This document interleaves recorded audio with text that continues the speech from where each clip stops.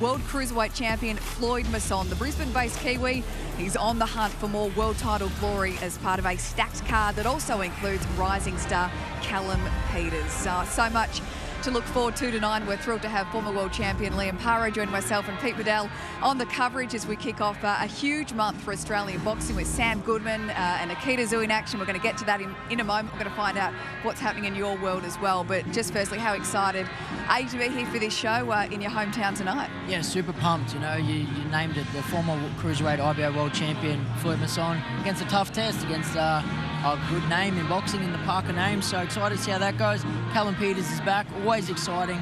I rate that kid a lot, so I'm keen to see him make another statement tonight. Your hometown as well, Pete? It is. We've gone from Las Vegas to Brisbane, where we belong. It's a step back, but we're back to reality. But I'm looking forward to this fight card tonight. There's, of course, Hunter Awani. He's a real entertainer. Promoter's dream against Ken Aken. That'll be a good fight. And, of course, Floyd Masson. His career's on the line tonight. He needs to win. I think he will. All right, we're going to touch on what's coming up tonight in just a moment. But let's look ahead. Nikita Tszyu, finally, after a year out of the ring, he's back August 20 at the ICC in Sydney, which is just fantastic news, Pete. We've really missed the butcher, and hopefully he can pick up right where he left off. Yeah, let's hope so, Megan. Look, it's been a tough 12 months for Nikita. He's had 2 hand surgeries. There was some talk about whether he'd fight ever again, such was the severity of the hand injury. But we saw from the vision here this defeat of Jack Brubaker, which really started the ascension of the butcher. And he sliced and diced a few opponents. The Brubaker nearly stopped Nikita, but he showed some great strength to finish him off. And then, of course, he had great wins over Dylan Biggs, a nice win over Danilo Criardi, which was tricky, and he's continued his surge. So he's 10-0, but he has his first international opponent in Lulzim Ismaili from Macedonia, now lives in Germany. So tough test for him. Let's see how he goes. Yeah, tough test. You know all about these kind of injuries, though, and how tough they are to come back from. What are you expecting from Nikita? Maybe a statement on return? Most definitely. You know, it's a part of it. Put our body through the ringer. You know, we're not playing marbles in there, but just watching these highlight reels here, man, he's a fan favourite, and I can't wait to see him back doing what he does best. Yeah, that is August 20 at the ICC in Sydney, but don't forget August 16. Over in Saudi Arabia, Sam Goodman is back in action in a world title showdown against English superstar Nick Ball. He's gone up a weight division, Sam, given the difficulty in locking down the fight, the one that he's wanted the most against Japanese superstar Naoya Inoue. It's a gutsy move by Sam. Liam, do you think it will pay off, though? 100% will pay off. We were saying this last time we watched him fight. I thought his only test was Inoue, and now he's gone up to chase greatness, and I believe you'll hear and the new.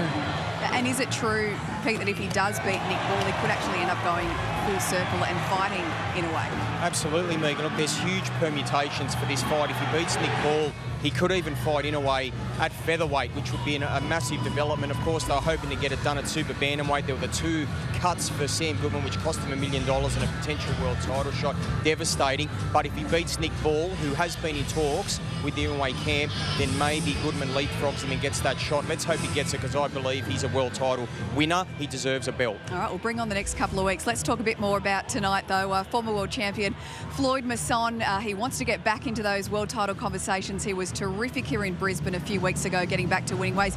Gee, he's got a tough test tonight, though, and John Parker, the little brother of the great Joseph Parker. What happens, Liam, when these two big boys collide a bit later? Look, we've looked at Floyd Mason's last few fights. He's willing to go to war at any time, so that's off his sleeve. Just depends what John Parker has in his artillery and how willing he is to win tonight, because we know Floyd will go to the death pretty much. Yeah, how important is this fight for him, Pete, and where will it position him if he gets the job done? Oh, it's make or break, Megan, for Floyd Masson. I mean, we saw from that vision there against Hosking Nandi, he was very dominant over 8 rounds, but he's had 2 losses, one against Masson recently, so he needs a career-defining performance. If he has a loss tonight, I think it's career over, but he's better than domestic class, and he faces a fighter in John Parker who's willing, who's tough, and he's got the famous Parker surname, so he can do some damage. All right, and just quickly, as mentioned off the top, Callum Peters in action tonight, one of the most exciting young fighters going around. He's coming off 3 first-round stoppages. Are we going to see another one tonight? Yeah, I'll put my bottom dollar on that for sure. He's not going to see the final bell, no way.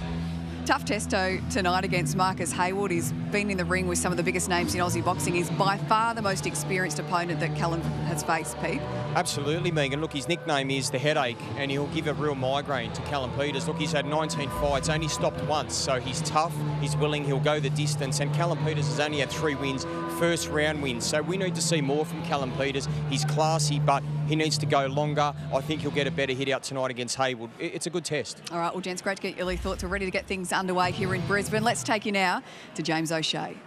Thank you very much, Megan, and a very good evening to yourself, Pete Bedell and Liam Parro, and also our audience at home via Fox Sports and KO, and everyone here in the venue tonight. We are live from Brisbane, the Powerhouse Theatre here in the River City, the 2032 Olympic venue, for a night of fights action which is brought to you with thanks to the Ace Boxing Group in conjunction with No Limit Boxing as a part of the No Limit on Fox series. A big thank you to our major sponsors, to Hannay Lawyers, Oxworks, Avia Homes and Zoo Creative. So ladies and gentlemen, are you ready for our first fight of the evening? Well, let's get this party started, ladies and gentlemen. We kick things off with a 6-by 3-minute round bout. We do it in the welterweight division, and this one is brought to you with thanks to Oxworks. Let's bring out the two fighters. First of all, fighting out of the red corner, this is Jacob Clenshaw.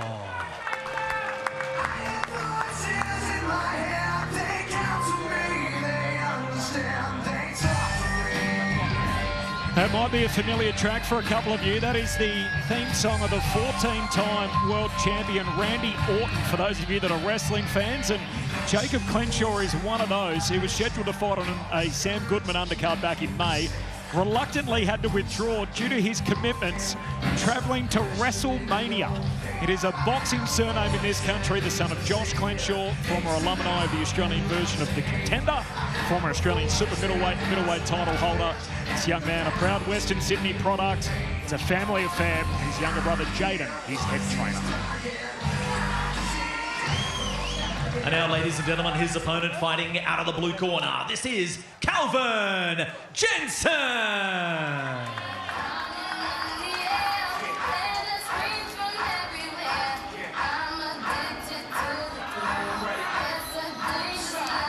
And this guy is the local hope, a Queenslander out of the sunny coast. He's a southpaw. He's one fight removed from a competitive points loss to Darringara Trewella, the best emerging welterweight out of Sydney, along with a man on the other side of the ring tonight. And he's fought here once before in his second pro fight and won a 4-round decision there.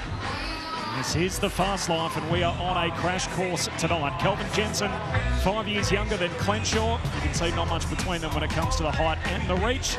And they both weighed in yesterday in and around the welterweight limit.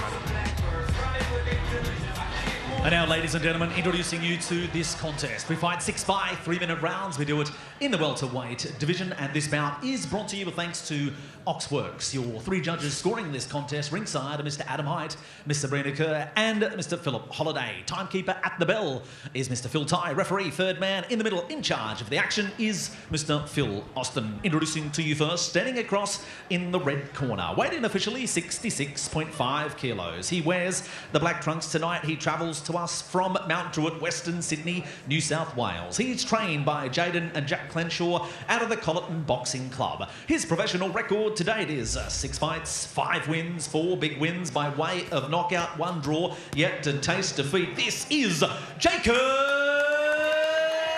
Clenshaw.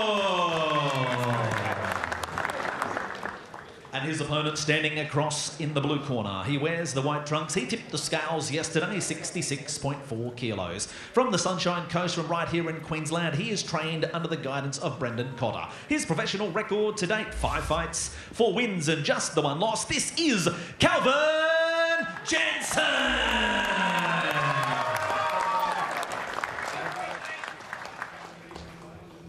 Red corner, blue corner, come here, fellas. I already given you both your instructions in the dressing room. I'm just going to remind you again.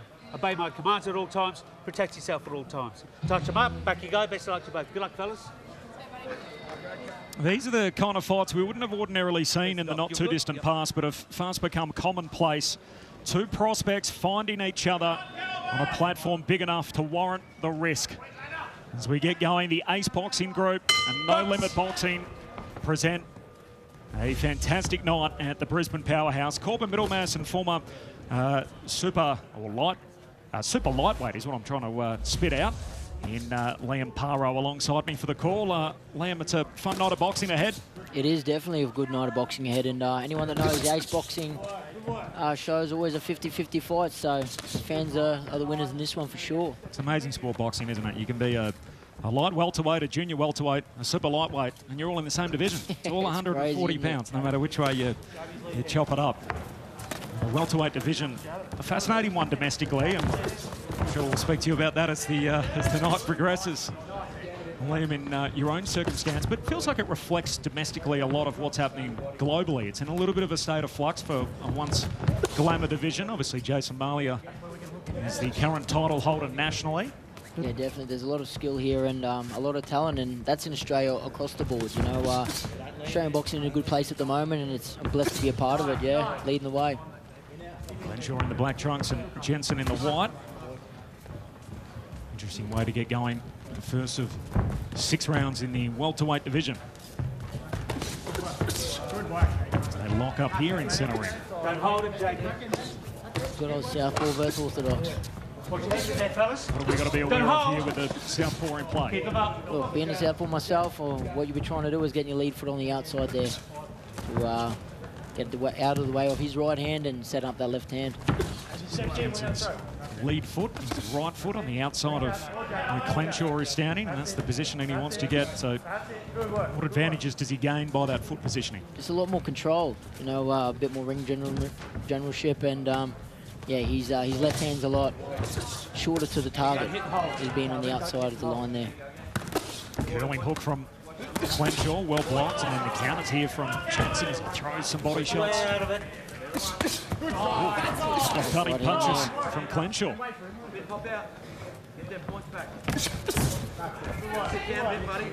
Flick that left jab. Western Sydney product in Clenshaw. From a fighting family, it's in the blood, you know, and you can see it here. He's a natural. Both his brothers involved in his crew, and also the son of a former fighter and title holder, and Josh Clenshaw. Told one tangle here. There's a nice right cross from Clenshaw.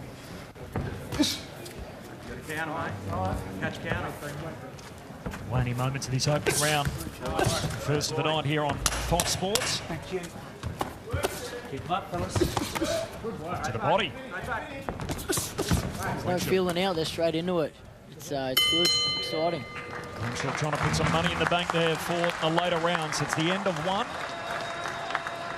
And that is the end of round number 1. Jacob Clenshaw in the corner, Callum Peters. How you feeling? Good. Good. Keep that jump. Keep it nice and active. Iron ball as well. Yeah. And yeah, just be sharper after when he comes in. Yeah. You're seeing him come in after that jab. Just be sharper. Back steps. Do whatever you got to do. Time him, as Gresh is saying, he's calling it out every time, right? And watch for his lead foot as well. He went immediately on the outside of your lead foot trying to line up his backhand. Okay. So just watch, all right? If he tries to do that, win that lead foot battle. Yeah. Keep that jab up and high. His face, in his face, in his face. What do we see in that opening round, Liam? What do you make of all this? Mate, it's off to a firing start, you know. Like I said before, they're not feeling each other out. They're straight to it. Saying that 6 rounds, so you don't really have not too many rounds to feel each other out. But we'll see what game plan works from here on in. Who did you like more in that first round? Who did you like more in the first round? Look, mate, I'll give that 50-50, you know. I'm on the fence. We'll bounce back after the second one. It's a tough job for the judges. Same 3 judges all night. Phil Holiday, Adam Hyde, and Sabrina Kerr, 3 Queenslanders. They definitely got the hardest job in the room. There's no doubt about that. And see the way you score modern boxing rounds. There's 3 different ways to give a 10-9 round, either a close round, a moderate round, or a decisive round. A good thing, by the way, to keep in mind at home too, if you're trying to score them as you go, as to which ones are decisive and which ones are swing rounds, depending on your taste. And as we know in the sport of boxing, whether that's you could be more leaned into offensive style or the more attacking styles, and that could swing fights significantly. And you got to think of it too. They're only watching from one angle, so it's hard. You just got to try to dominate the whole fight. Easier said than done, but some good body shots there from Jensen. Fight out of the clinch. Referee Phil Hosking giving them the chance to do that.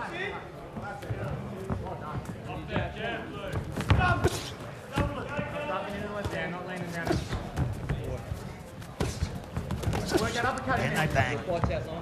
Separate from one another as close at it. Head-to-head, the orthodox fighter in Clenshaw, New South Wales in the black, and Jensen in the white, Queenslander. The blue gloves and the white trunks. It's right hand from Clenshaw. Jensen follows up in behind it, curling left hook.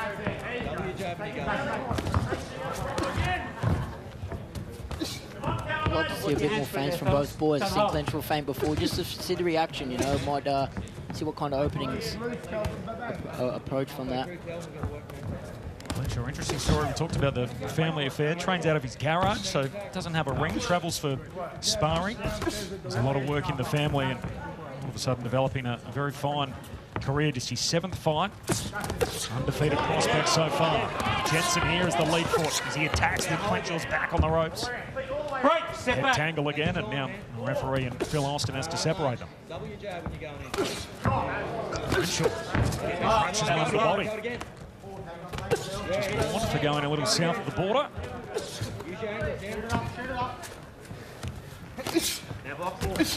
Again, boxing out of the clinch on this occasion.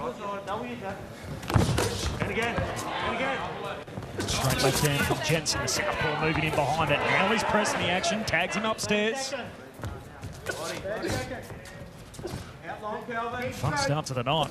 Welterweights, as you touched on, Liam, a high-octane opening and now an offensive explosion in the back end of the second round. 100%, they're just setting the standard for the fights now. Everyone's got to live up to it. A huge night of boxing, of course, the main event to come in. Floyd, Masson and John Parker all to culminate in that, but there's a fair bit between now and then. This has got a fair bit to play out too. We're 2 down of 6. And man, what a close fight. Very close fight. One and hold it. Let her out. One more. Good spin. You good? Hurt you with anything? Looks like you're landing this up the middle now. That left rib. Last 30 seconds of that round, he's blowing this up. Let's box long, mate. We don't need to be in here like this. We box long. When we're in, we step out. Okay? Then we go again. A couple of times you landed good punches. No second attack. Let's bring that in. 3 rounds now. This is the 3rd round. Let's get it going, eh? So here's the highlights of that second round. Saw Jensen having to move in behind that straight left hand and found a home for it up top. This man extremely fit, competes in ultra marathons, and we saw him even yesterday at the weigh, and he waited in his shorts, so he looked like he was right on weight and ready to go weeks ago. Always makes it a bit easier when you're on top of the weight. One of, if not the hardest things, is the weight cut. But credit to both boys, they're coming in tremendous shape. Don't hold it, Calvin. How close are you often, Liam, to sort of walking around and fighting weight? What would a cut look like? Look, depending how good my Christmas was. It's look, now we're talking of going up to another division, so it's gonna be a lot easier. You know, it's not a 10 to 13 kilo cut, it's about the 8 kilo mark, which is going to make me a lot happier fight week for sure. I can imagine, absolutely. They'll take some of the pressure off. Both these guys in the welterweight division, so limit at 147 pounds in the old, or 66.6. Some body punches here from Jensen. Again working to the body. Slips underneath the hook, tucks underneath Jensen that. changing levels a lot more this round, you know, keep Clenshaw thinking a lot more, not knowing where the punches are coming from. It's a good way to create openings. Clenshaw lands one on the way out. Jensen back to work again. There's that punch distribution to the body and then back up top. Liam Parro refers to midway through this 3rd round. A high-octane, high-action start to the night. Clenshaw working in behind the jabs. Ducks out of the way of that straight left that came his way. There's one to land one on that occasion, Clenshaw. That's your go-to punch there against the southpaw orthodox as your lead rear hand. So the orthodox is the straight right, southpaw straight left. Up the middle, come on. Just before. Watch your heads in there, fellas. Yeah, referee Phil Austin say, watch your head in there, fellas. Okay, and break, that's always a danger, isn't it, when you've got an orthodox fighter and a southpaw fighter, the accidental head clashes. Most definitely. It's the last thing you want is a cut to add on to the drama as it is. Heavy shot to the body from Clenshaw, and again he looks to go to the body. Trying to put that work in with that supreme left hand. Trying to take the wind out of Jensen. As well to follow up. Yeah, nice. And again. Couple of punches on the way in. Queenslander. Hands up, go to your right. Latter stage of this third round. Come on, work your hands free there, fellas. One of the boys trying to pinch it late in the piece.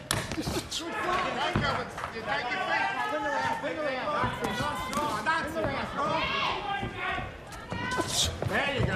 Time. 3 down. Halfway stage of the fight. How do you have it scored? So I talked earlier about a lot of swing rounds. There's been lots of swing rounds in these stages of this I'll one. just remind you, be nice Let's and have a sharp listen in the after you red throw corner. that too. All right, nice and sharp, bring it straight back. When he throws his backhand, he's lunging in every time. You can just, you don't even have to pull back or slip or anything. Just pop that 2 over. That's the most you land of any round. Yeah. And now I'm going to pick it up again with different attacks. He's feeling it. He's feeling it, man. Every time you land, he feels it. Yeah. Good work. At the end, nice and sharp. That was your round. Here's the highlights of that third round. And gee, that was as tough as any to try and find a winner in. What did you see in that third round, Lamb? And another close round. It's very evenly matched, and I think it's just going to come down to the good old who wants it more towards the end. See who's put in the harder yards in the gym. Because right now it's anyone's fight. Feels a bit too, depending on what you're looking at, that may determine who you've got on top through 3. So Clenshaw came out, started strong. Jensen a good second round, and the ultimate swing round there in 3. Start of the 4th round, back at it. Jensen, the Queenslander in the white trunks, and out of New South Wales and Western Sydney, the Mount Druitt product. Jacob Clenshaw in the black trunks. Go to the right. Seen throughout the fight so far, the ref giving them plenty of chance to be able to fight out of it, as they do again on this occasion. Credit to Phil Austin for that, letting him fight on the inside. You like that as a fighter? Definitely. Well, yeah, you want to let things go as much as you can, you know. Thoughts of former IBF super lightweight champion Liam Parro with us all night on Fox Sports. That's a superb right hand from Clenshaw as he just surprises him a little bit with that. Quick chin check for Jensen there. He moves in to try and lock up. Presses the action again. He's been active throughout the fight so far, Jensen. Okay, break. Let him go. Let him go.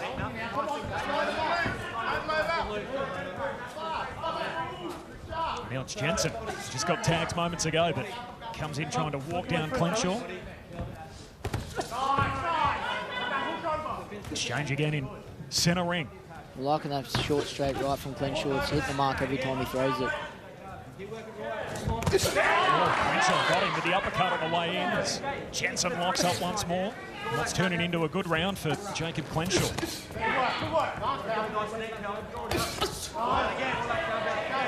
Jensen keeps coming forward. We've seen throughout the round so far. Step back. What's the holding, Jacob? Press the action throughout. We're going to go to the body. Clenshaw as well to judge that distance. Skips out of the way. Uses the full perimeter of the ring.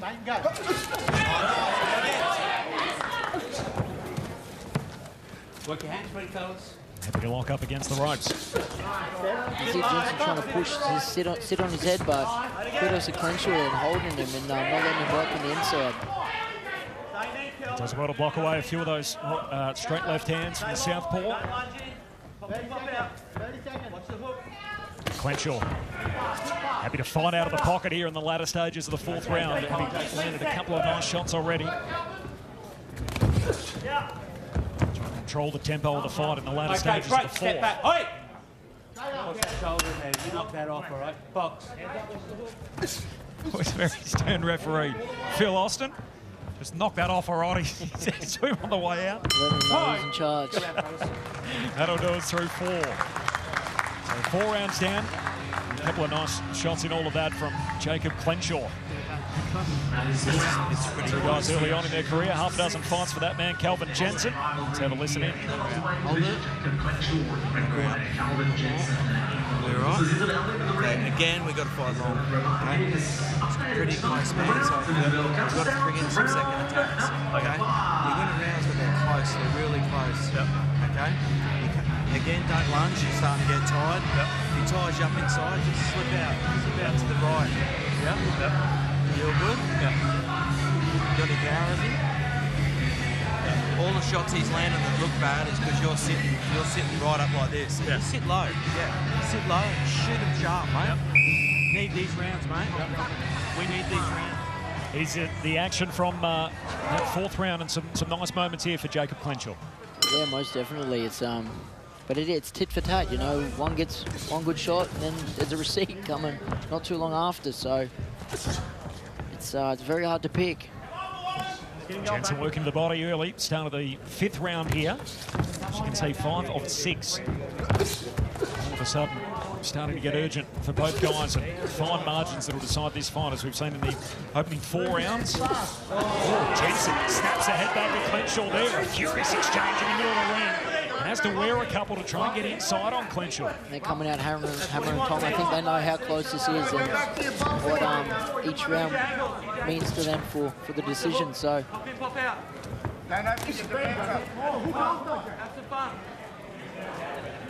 Jensen active all fight so far. Throws to the body again here. Caught wrong foot there as Clenshaw tags in with that curling right hook on the way in.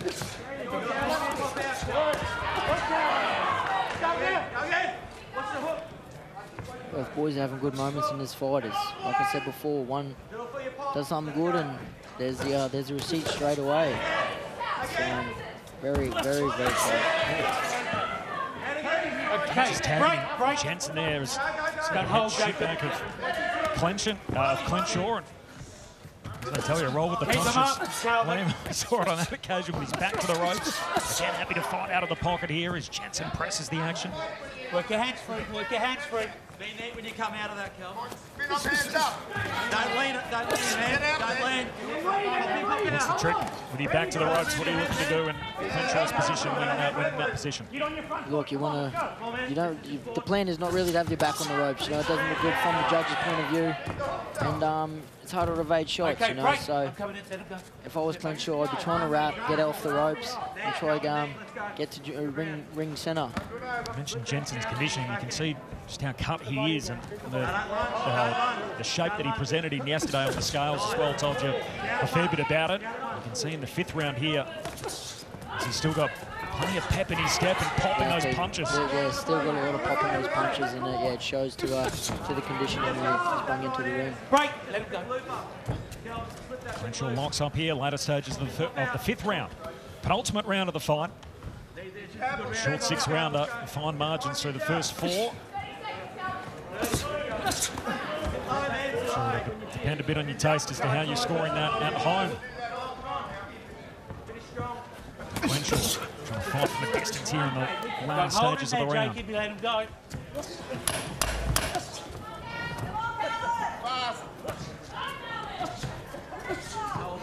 Again, fighting out of the clinch. Jensen landing a couple of punches. What was a good round for him? I think with the first round I started to see the fight shift one way. I think Jensen had that round a bit more comfortable, you know, and that's due to his fitness and his conditioning. He's in tremendous shape. Yeah, it's all singles. Are you tired or what? Well, I don't know. Turn that right hand into a right. Last round, touch gloves when you come out, mate. And number up. Let's finish every exchange. He's up at the moment. You need a fucking big round. You need to get on him, stay on his chest. When he starts leaning on you, you need to fucking move out of the way and attack straight away. Yeah? We fucking want this. And number up. Number it all up, mate. Some familiar voices there in the camp for Jacob Clenshaw. So his younger brother Jaden, his head trainer, and Mark Gretsch, the come out a mentor. He's worked with the likes of Cameron Hammond and Velborg, Kai McKenzie over the journey. And there's that 5th round, and as you said, Liam Parro, the tenor of the fight just changing in that 5th round. I think it's all towards the end of it there, but you see the pressure he needs to put on now. In the corner there, you heard the words from Clenshaw's corner. I think they know they need this round. Could well and truly swing the bout. The 6th and final round underway. A powerhouse in Brisbane. Iconic venue. It's just the 2nd time we've had boxing in this part of the world, but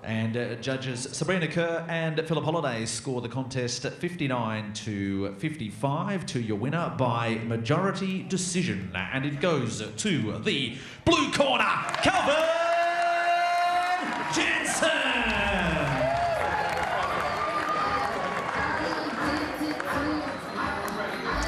So congratulations, Calvin Jensen, getting a big night of boxing here in Brisbane, off to a very entertaining start and improving his record to 5 wins as they welcome back in Liam Parro and Pete Bedell. Pete, happy there with the judges' scorecards, and is that the best you've seen of Calvin Jensen? Yeah, very happy, Megan. It was the right result. I had it 58-56 to Jensen. Look, I thought crafty early on from Clenshaw. He was courageous, landed some good right uppercuts, some good right hands, but for me, fitness was the differential, and Jensen was the fitter fighter, the sharper fighter, the hungrier fighter. I liked his variation. He went upstairs, downstairs, good body work, and I thought in the championships rounds, I had it 2-all. Going into the last 2 rounds, I thought Liam Jensen was the better fighter in the final 2. Most definitely. I think those last 2 rounds definitely certified the win for Jensen. It come down, like you said, fitness wins fights, and we've seen that firsthand there. Close, competitive fight. What a fight to open the card, and yeah, wow. I've got to say, Liam, I saw Jensen on a card when he fought Dara Truella, and he was unlucky to lose that. It was on the Nikita Tszyu card last year, so there was a bit of stage fright that night. I know talking to his team, he was a bit nervous, but I think he settled nicely after the 3rd round. Wore a few right hands from Clenshaw, who was crafty, and his constitution was impressive. But Jensen's class, his fitness, his shot selection and variation, that got him the fight. Most definitely. And going back to Truella, we had him in our last camp, and he is, I believe, one of the best prospects, if not the best in Australian boxing right now. So that's not too bad of a loss to fall to Truella. But man, I'm keen to see the rise of Jensen for sure, because he's a hell of a fighter also. All right, well, gents, we are 1 fight down here in Brisbane, but plenty more still to come, including former world champ Floyd Masson. He's taking on Parker, John Parker, the little brother of the great Joseph Parker. That's in our headline act, and also still to come, Callum Peters. So stick with us. We're back after this.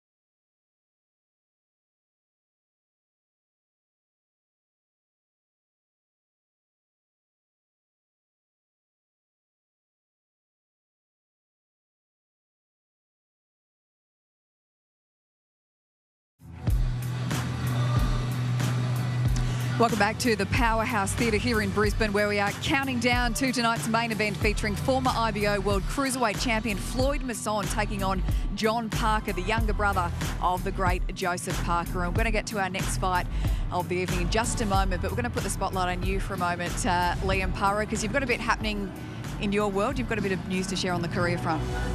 Yeah, well, after 10 years in the sport, it's finally time to go up a division. You know, I conquered the world at 140. I've been doing it since 18 years old, and 29 now. It's getting a little bit harder to make the weight. So we've made the decision to go up and chase our title down at welterweight. And I said it before, 2-time Asgore ring, but now 1 or 2-time 2-division world champion. And I'm keen to get it done, yeah. Hey, some exciting names in this division. I mean, Rolly Romero, Ryan Garcia, Manny Pacquiao, Mario Barrios.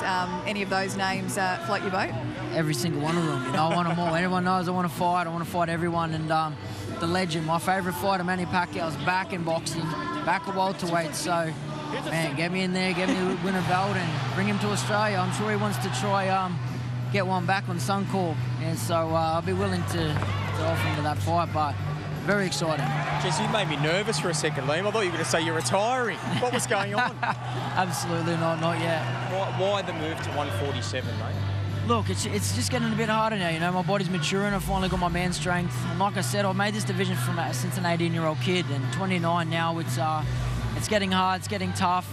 You know, I had a slight little hand injury, and that kind of was the deal sealer for us. Was look, we can go to welterweight. It was going to be early next year. We got the opportunity. No Limmer boys have said we can get to a title the same amount of pace. God willing, I'll win every fight at 147, so now's the time. Now's the time to make it there, and it's excited. You know, it's lit a new fire in the belly, and yeah, I'm keen to be a 2-division champion, and I know for a fact I'm going to get it done. Just quickly, how soon are we going to see you back in the ring? Oh, I don't know what I can say, but let's hope. We're hoping to get 2 fights in before the year's end, so we want to keep busy, and can't thank the Rose boys for giving me that opportunity. Right, we'll leave it there. Hopefully some news from No Limit coming our way soon. Let's take you back now, though, to James O'Shea. Well, ladies and gentlemen, we are set for the next bout on our card here. Again, we are in the welterweight division, this time over 5 by 3-minute rounds, and this bout is brought to you with thanks to Avia Homes. Let's bring out the 2 fighters. First of all, fighting out of the red corner, this is Jaden Vasica.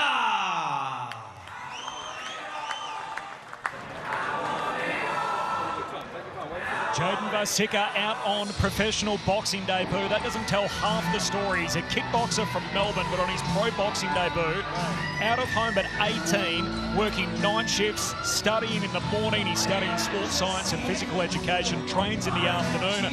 Out of Ultimate Kickboxing in Hoppers Crossing, he's stablemates with Jordan Rosa, who you can see there, 7-0.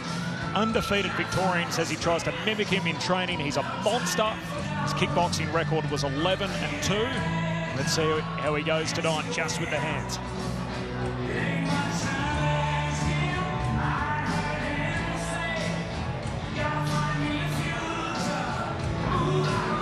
And now, ladies and gentlemen, introducing you to his opponent, fighting out of the blue corner, making his way to centre ring. This is Matt Hosking.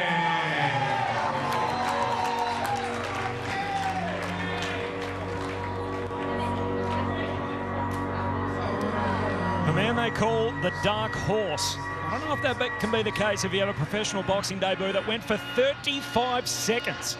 And that's what this man did. A couple of flash knockouts, and that was all she wrote. So we've seen him once. He didn't get past the opening minute. And that is pretty imposing. His amateur record, sensational, went on a 10-fight winning streak when joining Ozan Craddock, his current trainer, won 24 of his next 28 under his tutelage in the amateurs.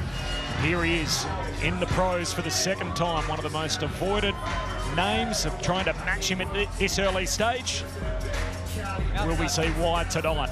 Matthew Hosking there, 2 years older than Vasica. As you can see, exactly the same when it comes to height and reach, and very little between them on the scales just yesterday.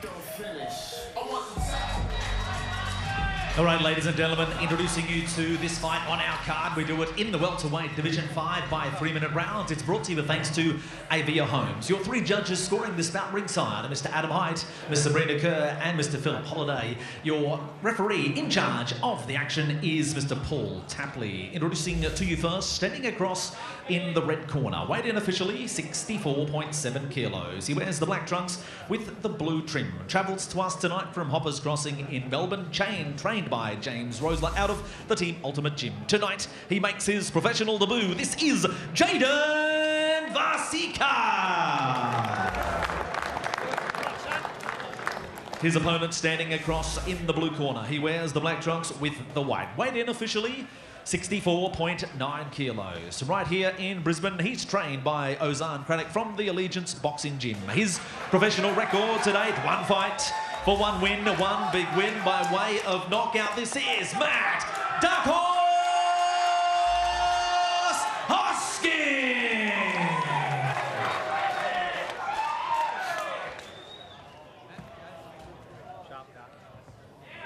Okay, fellas, I spoke you both in the dressing room. I've got a clean fight. Protect yourselves at all times. Obey my commands at all times. Touch them up. Good luck to both of you. Pro boxing debut for Vasica. And second number 36 at the opening bell for Matthew Hosking in his second fight. And man, you've done plenty of rounds with Liam. That's Can you tell us about the Dark Horse? Man, I'm excited for this kid's career. Matty Hoskins is good, and I think we're going to see another good performance tonight. Watch your heads, fellas. Watch your heads. As promised, Vasica comes straight out, applies plenty of pressure out of the gates. Trying to get Hosking on the back foot, and he tags him with a superb counter on the way in. Back. Watch your heads in there, guys. Going back to the Southpaw Orthodox, you've already seen the head clashes already, so we'll keep an eye for that. Hosking the Southpaw in the blue gloves, and Vasica with the black trunks and the blue piping on that, and the red gloves. He's the Orthodox fighter. Holding it there. Lead left hand, Vasica. Said he was going to change up the angles, bring high intensity, and we've seen that straight out of the gates. High intensity. He's going to come out like he's been shot out of a cannon. Work out of it. A human interest story too, as he works his way through his studies and his current profession, and now trying to obviously make it as far as he can in the fight game, even though he has a kickboxing background. Did say, look, boxing was always the plan. Jimmy comes out of largely boxing. As Hosking here really starting to press the tempo as he's got Vasica back against the ropes, trying to go to working close. The referee, Paul Tapley, separates them. Hosking straight back at it. 2-punch combination. They move inside and lock up again in the blue corner. What are you seeing through the first 90 seconds, Lamb? Non-stop action, you know, and you tend to find this in the shorter round fights. There's not much time to feel each other out as compared to the 10 and 12 round fights, but man, hammer and tong. So Matty Hoskins is starting to find home for some of those punches, and sharing the rim with him, he's got a bit of pop, so won't be surprised if one of them land, and yeah, Vasica hits the deck. Step back. Vasica into the final minute here of this opening round, as we touched on in the lead-up. Hosking's first fight just over half a minute. We reached the bell in his second fight. Vasica trying to work out of the pocket here as he tries to throw that curling hook. Just well blocked by Hosking.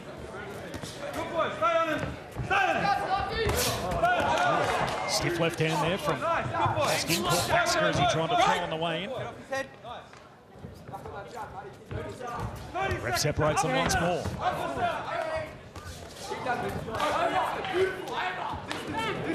Let him go, man.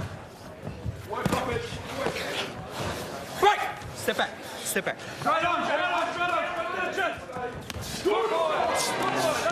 Well hit there.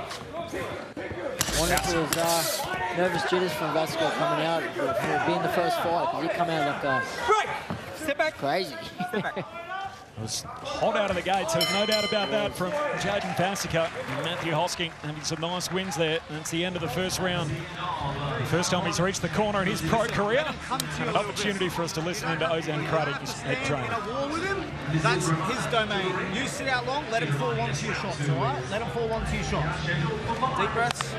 Deep breaths. Slow breath, Darky. Deep, slow breath. That's it. That's better. All right. See that.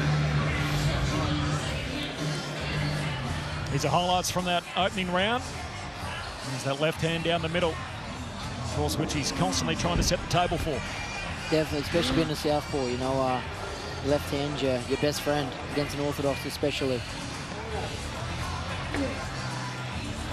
Imagine that would upset all. Hosking comes into this as the favourite, but not often anticipating that in the fight game, eh? Someone coming out with all that energy in the opening stages of the fight, and yet Hosking did well to kind of hold his nerve and find his rhythm. Oh, most definitely. But you heard those I was saying, just fight it with distance, you know, that's what you need to do, but easier said than done also. Ozan Craddock, the head trainer of Matt Hosking. He's got a couple of fighters on the card. He famously holds a win over Jeff Horn himself in the amateurs for a knee injury cut short his fistic career. Ozan Craddock, the trainer of Matt Hosking. Start of the second round here. Corbin Middlehouse and Liam Parro on Fox Sports. Welterweight division. Vasica on debut. Hosking in his second fight.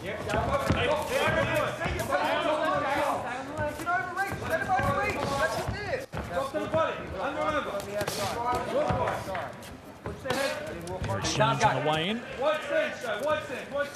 Step back. And the ref calling break. Work out of it, boys. Keep your hands free. Let him go. Break! Second in a row. Saw the tail of the tape at the start. It didn't look to be a heap between them in terms of reach or size, and just in the styles and the way that they're presenting earlier, it looks as if this makes sense, even though the measurements say one thing, that the length and the reach advantage certainly seems to be with Hosking and the way he presents. Most definitely. I was just thinking that before. It's yeah, definitely, but good evening to Vasica. He's closing the gap and not letting him even use those advantages. So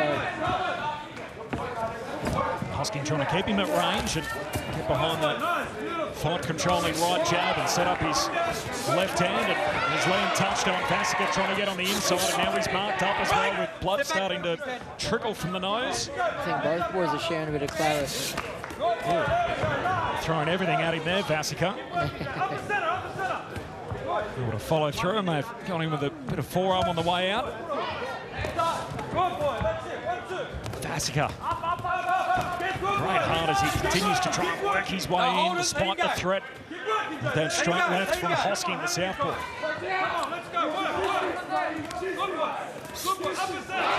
Good left hand. Nice left hand. He smudges the blood across the face of Vasica. He's forced to hang on to him here. You can see that claret trickling out of the nose and now spread across the face of Vasica on pro debut. Another left hand lands from Hosking on the way in. But there's a receipt, straight off the rope, straight back in the wood. Trying to fight out of it. Good counter from Vasica. Tremendous second round here, all action. A short 5-rounder. Right, it's a sprint, and they're living by that.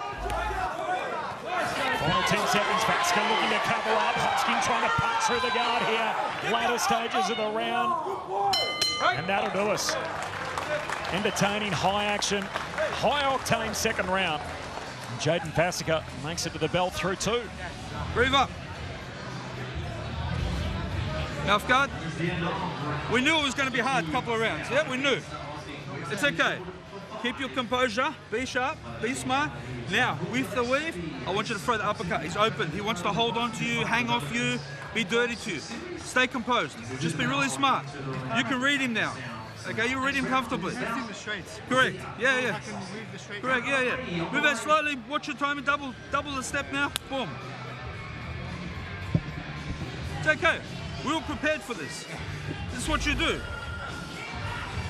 Very calm corner. Yeah, good words of encouragement there.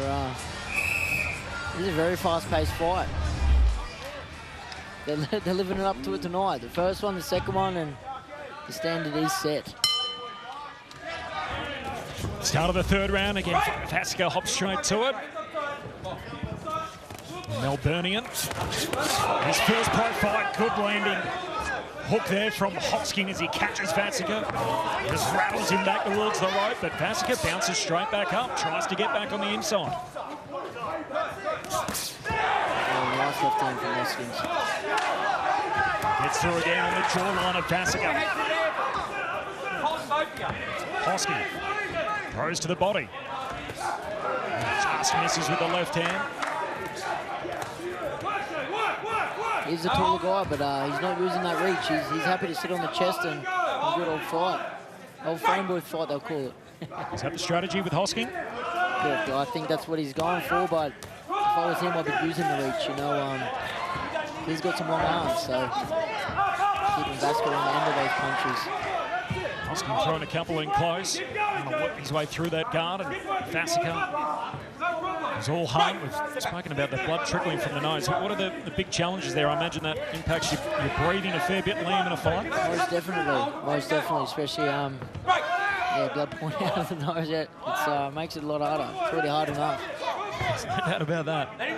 Laying at the ballet, you can certainly see that here, and the face marked up at Vasica, but doesn't seem too deterred by it as he continues to work his way on the inside. Right, it doesn't slow on the pace at all, so shows these boys are warriors, they're here to fight.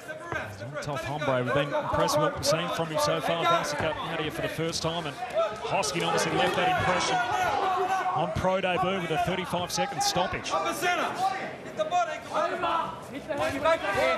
him in the pocket here. Vasica trying to get back off the ropes. Lands one. Hosking misses a couple of times. A warm round of applause from his corner. Watch your head. Work. Break. It's your first warning for holding, mate. You're holding too much. Referee Paul Tapley just warning to Hosking for the hold on the inside. Vasica's been pretty happy to work, get in on the chest of Hosking.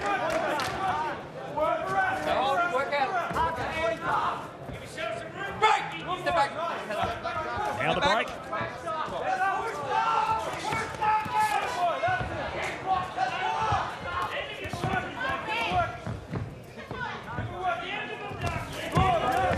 This is up top.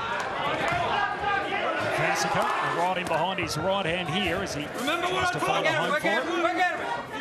Expecting a break call that never came. 15 seconds. Stop action. How much gas is left in the tank with both men? Later stages of the third round. 3:05. Time. 2 to go.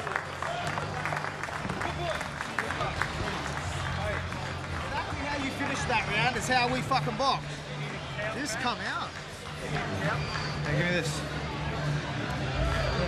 You got a bucket? Hold on. Deep breaths. Darky, spit that. One more round. Gargle it and spit it. No, 4. 2 more. Wait, you're there. Wait, Darky. Jab, drop, then go. What you holding in there? Punch, mate. Don't hold. Come on, Darky. We can do 2 more rounds. So here we go. Here are the highlights here from that third round, and you heard Ozone Craddock speaking there in the corner. What do we see here in the third round, Liam? Just non-stop action. It's been non-stop, and it's hard to, like the first fight, it's hard to pick, you know. It's I think the old game plan's going out the window. It's just a good old doghouse scrap now, and we're just going to see who wants it the most. Who's got the better tank, who's the better conditioning, and yeah. Into round 4, and the fistic fireworks back on here as both men continue to go to work in the middle of the ring. We saw a bit more holding in the third round, and immediately the referee steps in here to call for a break early in the 4th. Hosking trying to keep him at range. Vasica, red gloves on debut. Fighting right hand up top. Vasica did well to try and take some of the pop of that punch on the way through. Now he's fighting with his back against the ropes.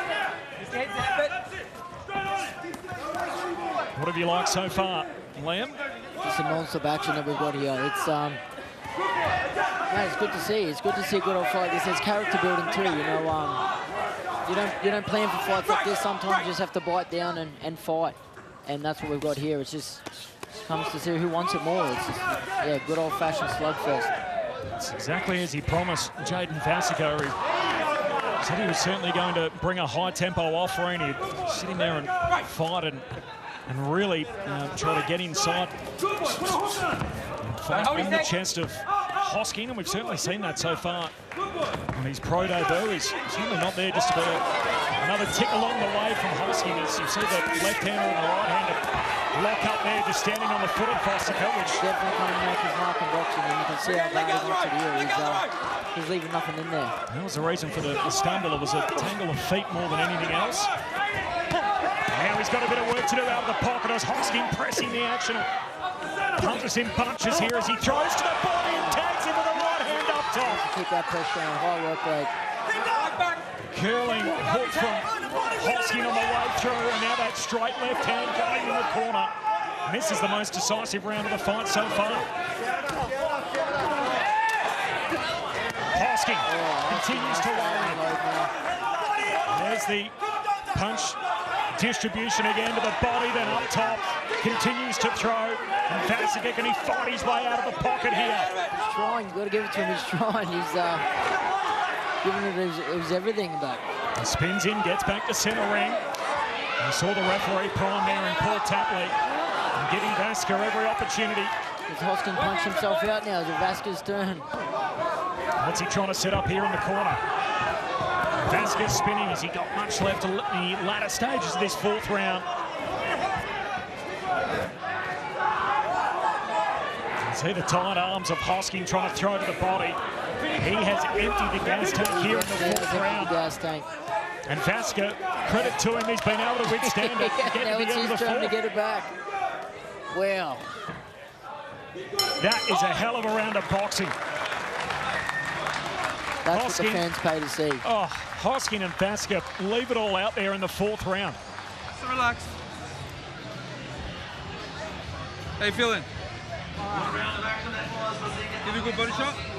Good body shot? Have you been there before or not? Yeah? Okay. I relax too much when he's holding me. Yeah. What he's doing is he's holding you and then he's holding on to the ropes like that. Vasica talking back in the corner. Don't play that game. When he holds, shows take he's one still got a step bit back. left in the Put your tank. hand here. Okay? This is all or nothing that round. It's all or nothing, my man. Last round, touch gloves. Hey, you're made for this now, yeah? This is it. Last round. Bring it home, brother. So here we go. This is the fourth round that we just saw, and Hosking was all over them early in that round, and we saw Vasica able to hang in there, Liam, and make his way to the end of the fourth round. I think he stole it at the end of the round there. He withdrew the punishment and then started dishing it back. How good's boxing? This is over-delivered. We had high hopes coming in. Wow. Seeing Matthew Hosking for the second time, and Charlie Vasica in the ring. This is it. This is unreal. A little between them here, like capital I and a lowercase l. They are as one in the middle of the ring. What have they got left? 2.5 to fight it out. Hosking trying to go 2-0, and Vasica looking for a win on pro debut. And what a win it'd be if he was to get the win over Hosking. That'd be a massive start to his boxing career. He certainly thought he was just here as part of a broader advertisement to get Hosking over. You would have been mistaken. He's certainly winning the story of the fight in being able to hang in there with him and get his own shots off. Try and fight on the inside, which takes tremendous courage, Liam. Oh, most definitely. And you're right in the firing line. It's a lot more. You're way more in the danger zone there. Yeah, that's where he's throwing punches, but they're coming back just as much. He's trying to change his levels, middle of the chest, and then up top, just out of range. Hosking standing, trading back with that straight left hand.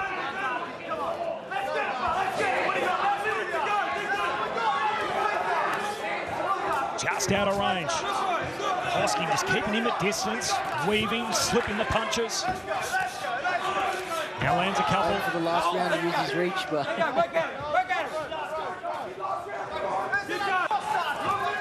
I think he just needs to bite down both boys and just try to get them a punch output, because it is very close. Vasica throwing plenty of punches. Just out of range, though. Can he get a little closer? And obviously the risk that comes with that is being in range of that straight left hand from Hosking. Vasica certainly with more volume in this final round. What a tank he's got.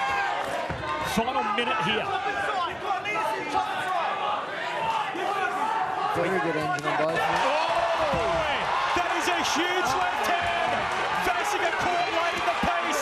Hosking pressing and the ring jumps in. 4, 5, 6, He gets the standing count here. This last 30 seconds is going to be exciting.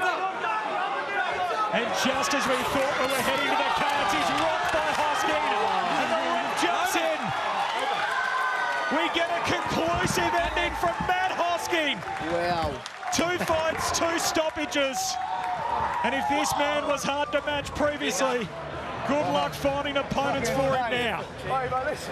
Wow, what an ending. Ladies and gentlemen, that is boxing. One punch changes it all, and it looked like it was swinging towards the way of the red corner there, and look at that, one big punch from Hosking and just turned the tide and got him the win. What a performance from both men. Jaden Vasica on debut and Matt Hosking, the dark horse. 2 wins, 2 knockouts. And Vasica can't believe it.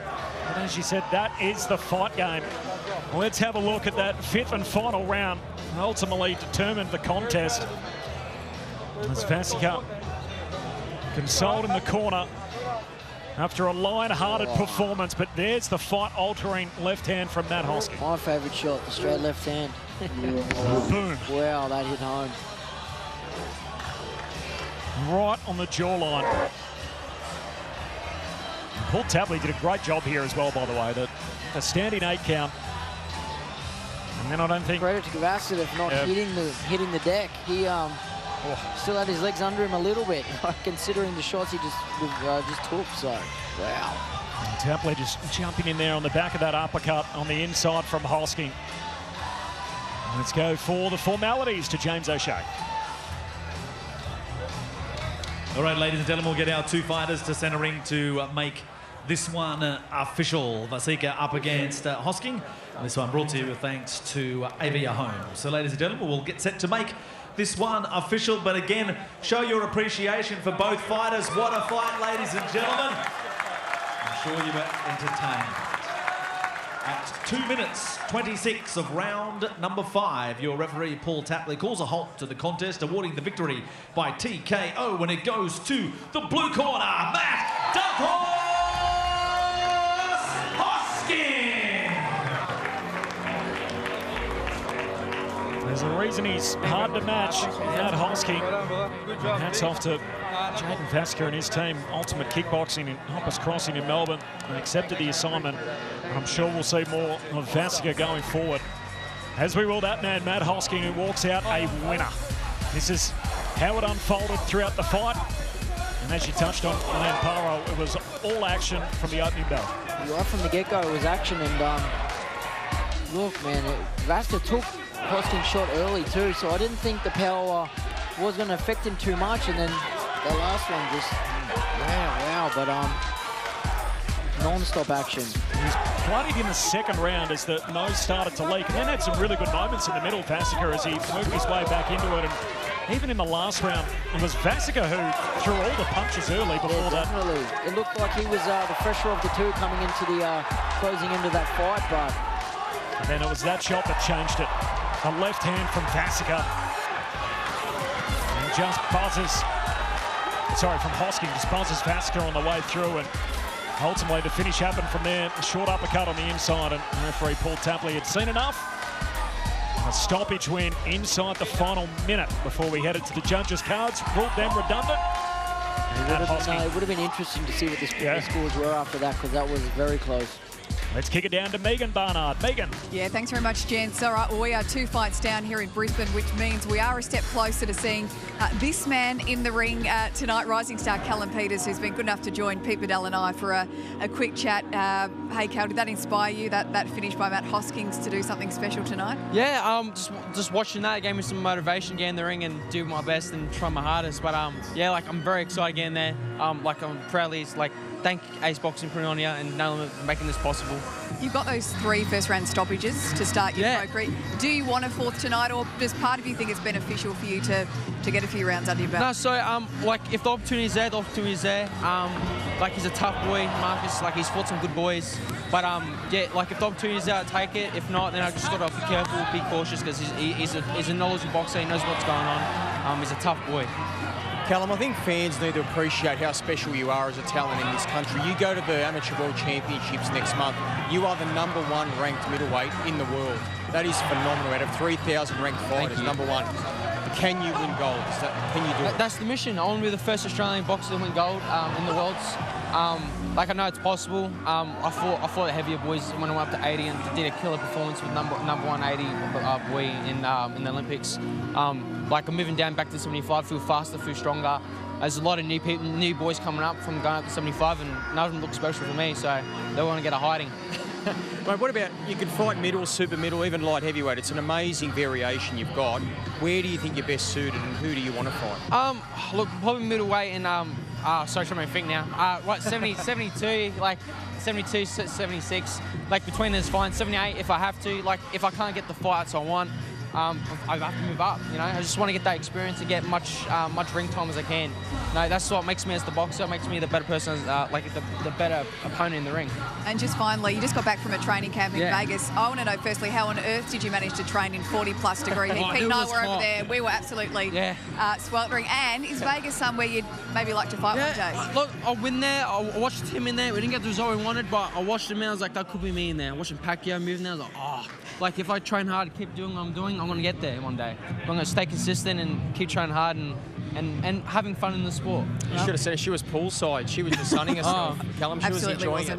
Yeah. Hey, we back you all the way. Good luck tonight. We'll let you back to your dressing room. Thanks to Callum Peters there as we take you back now to James O'Shea. All right, ladies and gentlemen, we move on to the next fight on our big card here tonight. This one is brought to you with thanks to Oxworks. We do it in the super welterweight division. 6 by 3-minute rounds. Let's bring out the 2 fighters. First of all, fighting out of the red corner. This is Hunter Awani.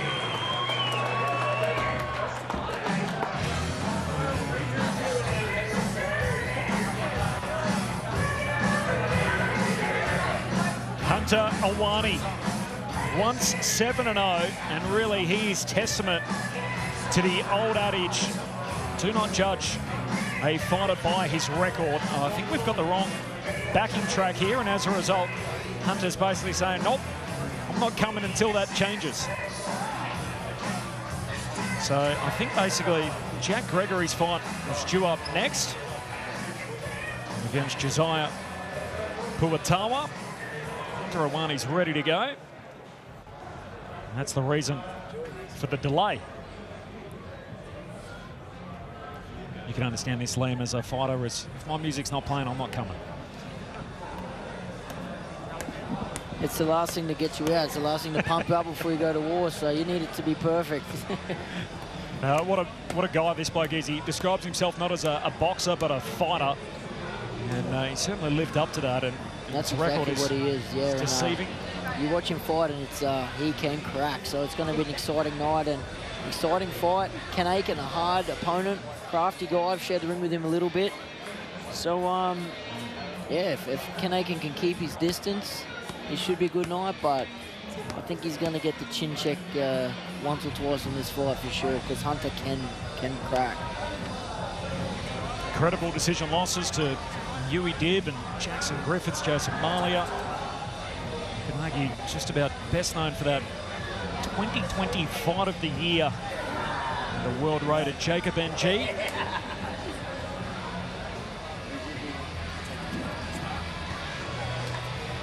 So, ladies and gentlemen, that takes us to the next bout on our card here. This one, 6 by 3-minute rounds. We do it in the super middleweight division. This one is brought to you thanks to Hannay Lawyers. Let's bring out the 2 fighters. First of all, fighting out of the red corner, this is Jack Gregory.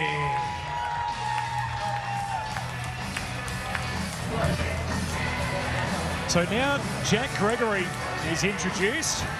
The same music's playing, which is Jack's music, and yet Hunter Awani is looking on puzzled, saying, I'm ready to go.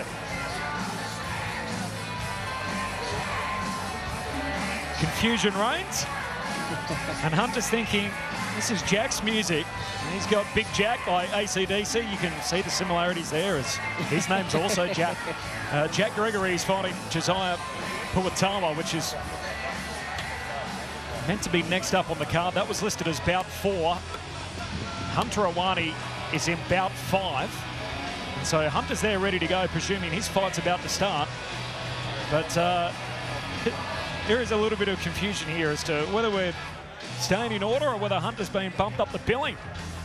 Here we are at the gorgeous powerhouse in Brisbane, on the Brisbane River, the old New Farm powerhouse. You can see the old facade on the wall there on the left of screen. What a good venue to host fights. It's the second time being here. It's got a good atmosphere in here. It's a good vibe.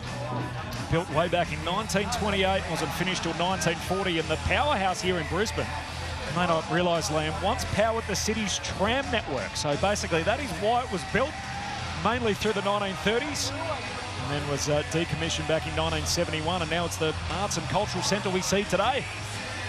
And the home to the Brisbane fights. Absolutely. Second time there's been a fight in this part of the world, after the original Ace Boxing event, which was staged here March 2024.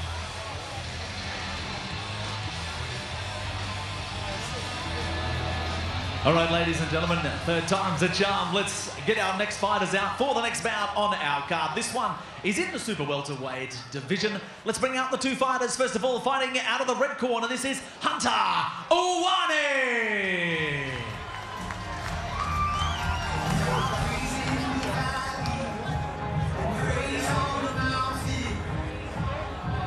I think we're ready for the show, and this is a man who owns one of the best walkouts in Australian boxing. Most definitely, he's a real showman.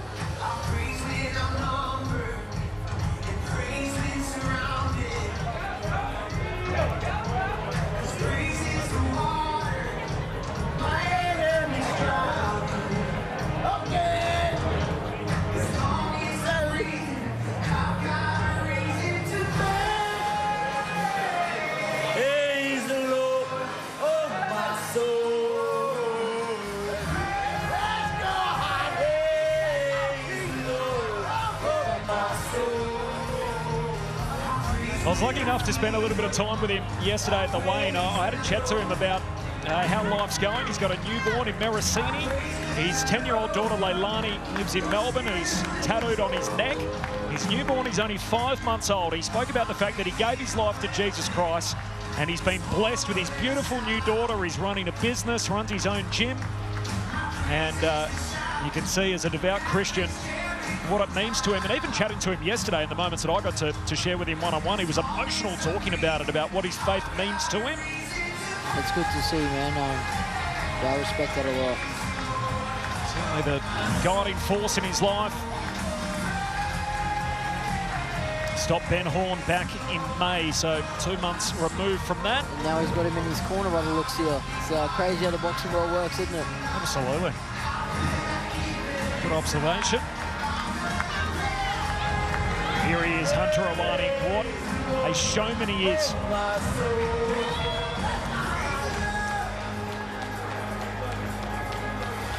That was worth the wait.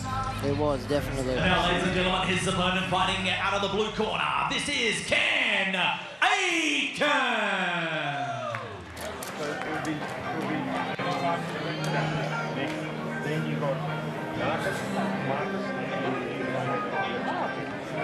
Here's your boy Liam Parro, Ken Aken, a Queenslander.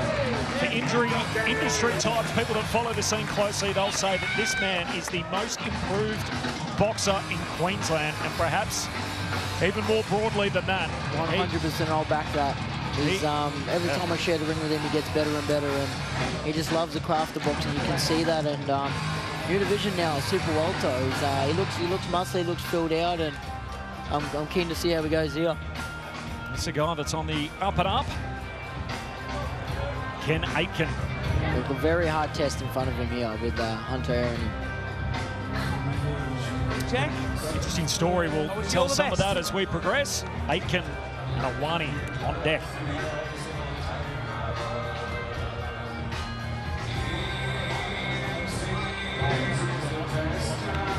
There's Ben Horn on the right of screen.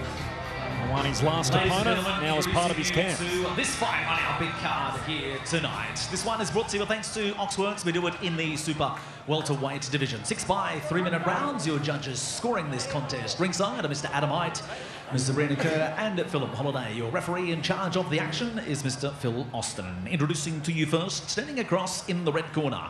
He wears the black trunks with the gold. Weighed in officially 69.7 kilos. Originally from Samoa, now based here in Brisbane, Queensland. Trained out of the Coco Samoa Boxing Academy. 22 professional fights, 10 wins, 7 big wins by way of knockout, 1 draw, and the 11 losses. A former Queensland champion, and he is the birthday boy. This is Hunter King Coco Samoa Awani! And his opponent standing across in the blue corner. He wears the black trunks with the blue trim. Weighed in officially 69.7 kilos. From right here in Brisbane, the River City, he's trained by Caleb Gray from the NTG Fight and Fitness Gym. His record to date, 12 fights, 10 wins, just the 2 losses, 2 big wins coming by way of knockout. Also a former Queensland champion. He is Ken, the baby-faced assassin, Aken. All right, red corner, blue corner, come here, fellas. Okay, gentlemen, you both received your instructions. You both know what I expect from you. I'm going to remind you again, obey my commands at all times, protect yourself at all times. Touch them up, back you go, best of luck to you both. Good luck, fellas.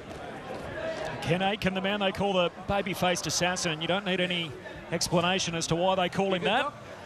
He's limited amateur background. He's learning on the job, and what better way to learn the craft than with a 22-fight veteran who's fought the best that the Australian boxing scene has to offer. It's Aken and Awani, 6'3s in the junior middleweight or super welterweight division. See the limit there just south of 70 kilos. Corbin Middlemass and former world champion Liam Parro on the call. What are we looking for early here? Obviously, you'll be looking at a fair bit of it, Liam, I'm sure, through the lens of your stablemate here in Ken Aken. Yeah, definitely. I'm just keen to see how Ken fights up at this division. He looks very strong, and in this fight here, I think they both respect each other's powers. A lot more standoffish and kind of sussing each other out. You know, it comes with the more experience of the fighters. Only a dozen fights in Aken. He's got a couple of losses on his record, and yet full of admiration for those defeats as well, which we'll touch on as we work our way through, but trying to control the style of the fight early here behind that jab. Awani trying to work on the inside. Good right hand from Aken. Stuns Awani momentarily. He's back into his work. Spoke to Aken yesterday. He said, look, I'm younger, stronger, faster. So they're the things we're looking out for. He's looking good. He's looking good early. Nice and composed. His strength and his size just a little bit north of the usual welterweight limit that we're really seeing. So far, so good. It's working well for him. He looks nice and thick and strong in this division. Level changes there, and you can't get careless with the Hunter only. Everyone knows one punch and put your lights out. Just in the Jacob NG fight with the 3 knockdowns, I think, in the first 5 rounds of that Fight of the Year Classic back in 2020. He just got wrong-footed there. He gathers his equilibrium. Trying to fight low, and Aken drops him down to 1 knee. So a knockdown for Aken in the opening round. 5, 6, 7, 8. You all right? Okay, you defend yourself. Box. There's a moment for Ken Aken. Oh, he getting him behind the right hand. These punches are getting through here, and the ref stops it. And Ken Aken with a first-round stoppage win. Do not be fooled by the boyish looks. Are we looking at one of the most threatening welterweights in Australian boxing? Out on your feet, you're taking shots. He's a bigger puncher. All you're going to do is get hurt. And there's Hunter Awani, who says, look, I've been in plenty of fights in the past. It's my 23rd pro fight, and that's the stoppage. And Phil Austin with the explanation. Do you have any issue with that stoppage, Lamb? Nah, no.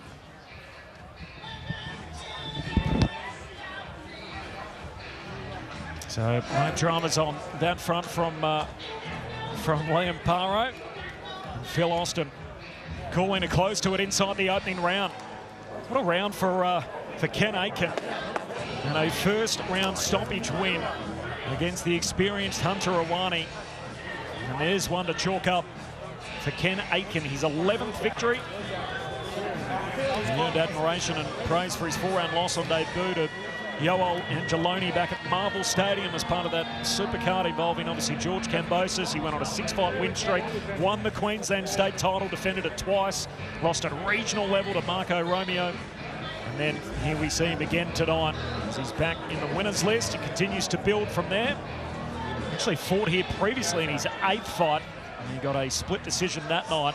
He does it more comprehensively this evening. It is a first-round stoppage win.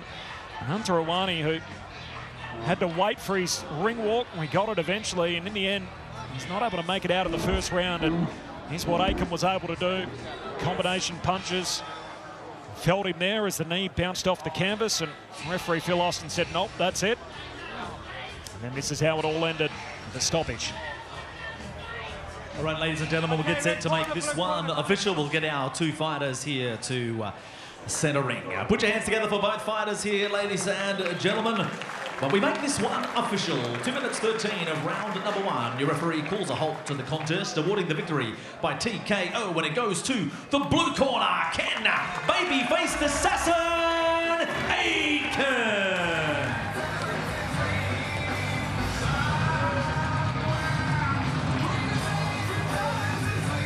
So another impressive victory for Brisbane's Ken Aken, and this time against the always dangerous Hunter Awani. But Liam Parro, Pete Bedell, it did not rattle the local star one bit. He improves his record, Pete, to 11 wins. Absolutely crunching Ken. I was really impressed by his poise early and just the power. He looks beautiful at welterweight. Just look at the shots there. Just great shot selection, great precision, great power. And Liam, for me, this is a kid on the rise. Most definitely. You know, I've shared a lot of ring time with Ken Aken, and I was just saying before, I think he's now officially found his weight in the super welterweight division. He looks strong, look composed. You know, he couldn't get careless. Everyone knows Hunter only is a big puncher, and he handled that perfectly, and what a win. Kudos to Ken Aken and Caleb for getting ready for that. And I've been impressed, Liam, too, that he's really dedicated to the sport. He's quit his job as a driller. He was working on high-rise apartments. He's quit the job. He wants to be a full-time fighter. You can see there he's in his 4th year as a pro now. But he's got several levels in him. I'd love to see him fight even a Billy Polkinghorne. Like if Polkinghorne went up to 147, I'd love to see it because he's got some real muscle. He's well built, got some power, got a good eye. He's got a big future in the sport. Who do you want him to fight next? Look, anyone. I think it's his turn to clean out the division here now. He just certified his name in that division there. He looked very good. He's filling out. He's looking strong and finally getting his man strength, so I'm excited. Yeah, it's anyone. All right. Well, he's actually looking to fight Jacob Ngidless, so that'll be a great fight. Absolutely. All right, well, gents, another stoppage win here in Brisbane, and we are getting closer to our headline act, of course, between Floyd Masson and John Parker. That's not too far away. And still to come, the always entertaining Callum Peters, who will be on the hunt for another early stoppage. We're back right after this.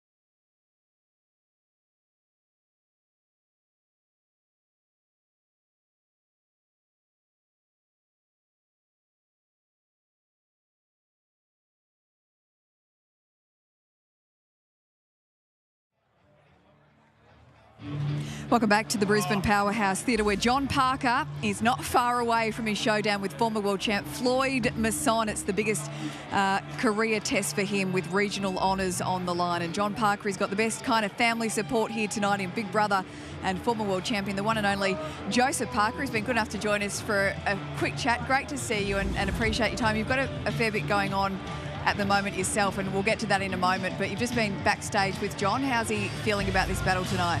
John wanted this fight. He's trained hard. He's put in the work. He's here. He's ready. He's prepared. And I said to him, go out there and give it your best, and be proud of taking this big fight. Because listen, a lot of people don't take big fights, but he wanted this. I'm like, go in there and show them what you got. You would have seen a bit of Floyd Masson over the years, I'm sure, being a fellow Kiwi. What do you make of him as a fighter, and what does John need to do to Floyd win is very this tough, tonight? and I think with a lot of the New Zealanders he's fought, he's beaten them, a lot of them. So John needs to be on his game. He needs to be sharp. He needs to be aware, and he needs to apply pressure. I think John has to back him up, but Floyd is a tricky customer, and I'm really looking forward to seeing how this plays out. Well, what about your journey, Joe? I mean, it's been amazing, your revival, 6 wins on the trot now. There's a chance you could fight Usyk. What's the latest there? So Usyk's been given 30 days to make a decision whether he wants to fight me and defend the WBO or vacate the belt. I want to fight Usyk. I think he's a great fighter, sensational wins, and I want to test myself against the best. So I think we have 25 days left. I'm just staying patient, working away, and I hope he does take the fight. But what about your wins recently, Joe? I mean, we've seen some of the footage here. I mean, Deontay Wilder was a great win. Then there was Big Bang Zhang, of course, and then Martin Piccoli. Everyone thought Piccoli might get you because of his size. But your fitness, your toughness, you've just resurrected yourself. How have you done it, Joe? You know, I got Andy Lee, who's a great boxing trainer, teacher. Then I have George Lockhart, who looks after strength conditioning, nutrition, and I think those are the things I was missing. And now that I have it all in my hands, and I'm going to make the most of it. And I think I've got the best balance in boxing and in life now. And why do you think you beat Usyk? I think with Usyk, he's got tremendous footwork. I think I need footwork, I need feints, I need to match him for, listen, his endurance is right up there. Yeah. So we're going to come up with, if we get the fight, we want to come up with a good game plan. And I'm going to text my mate Jai, hey, can you come into camp? And can we do some work together? Because he is the only one that looks like Usyk. When could this fight happen, if it does, in fact, go ahead? ASAP. Okay, we like it. Please. That's what we want. Listen, as soon as possible. I know he's on holiday and he deserves it. But when he's back and if he's keen on this fight, let's get it on. Hey, great to check in with you. We'll let you get backstage to your brother. Enjoy the fight tonight and good luck to him. Thank you. All right, let's take you back now to James O'Shea.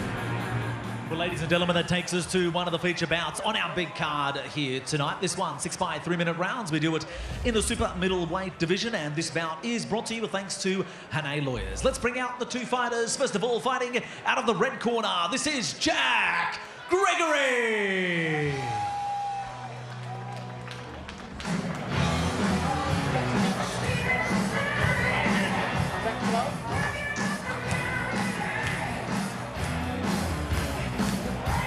Big Jack is on his way. Jack Hammer Gregory making his way out to the ring for what is as close to a pick-em fight that we have on the card tonight. An all-Queensland affair. He's a second-generation fighter, the son of Phil Swifty Gregory, who's best known for his upset win over Ted Kofi. His dad is also his trainer. He describes himself as a self-confessed boxing fanatic. Loves the likes of Canelo Alvarez and Sugar Ray Leonard. Typically, Queenslanders are come-forward fighters, but he talks about owning his own style that works for him. It's been passed down from his old man. So even though it is an all-Queensland affair, expect a little bit of wrinkle in the game with Jack Gregory.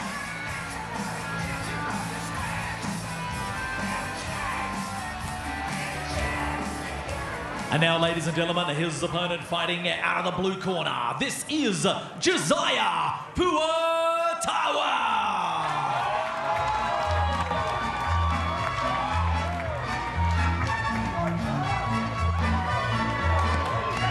Here's the New Zealander now fighting out of Queensland. As good a human interest story that there is in Australian boxing at the moment. This man lost 68 kilos. He once weighed 144 kegs, and he weighs in here at 76.2 kilos. He originally walked into the gym, met Ozan Craddock, said, look, I want to be world champion one day. And that is him now, making it to the super middleweight division. What a story. And Josiah Puatawa ready to throw down in his 4th pro fight, an undefeated record. Here is the tail of the tape for the All-Queensland affair. And Josiah, 3 years older than Gregory. Gregory, though, has the height and the reach advantage, and little between them on the scales. Ladies and gentlemen, introducing you to this bout, 6 by 3-minute rounds. We do it in the super middleweight division. This one brought to you with thanks to Hannay Lawyers. Your 3 judges ringside scoring this contest are Adam Height, Sabrina Kerr and Philip Holliday. Your referee in charge of the action is Mr. Paul Tapley. Introducing to you first, standing across in the red corner. He wears the white trunks with the black. Weighed in officially 75.7 kilos. From the Gold Coast, Queensland, he's trained by Phil Gregory from Gregory's Boxing Hub. His professional record to date is 7 fights, 6 wins, just the 1 loss, 2 big wins coming by way of knockout. I give you Jack Hammer Gregory. His opponent standing across in the blue corner. He wears the red trunks with the white. Weighed in officially 76.2 kilos. Based right here in Brisbane, trained by Ozan Craddock from the Allegiance Boxing Club. His fight record to date, a perfect one, 4 fights, 4 wins, 3 big wins coming by way of knockout. This is Josiah Puatawa.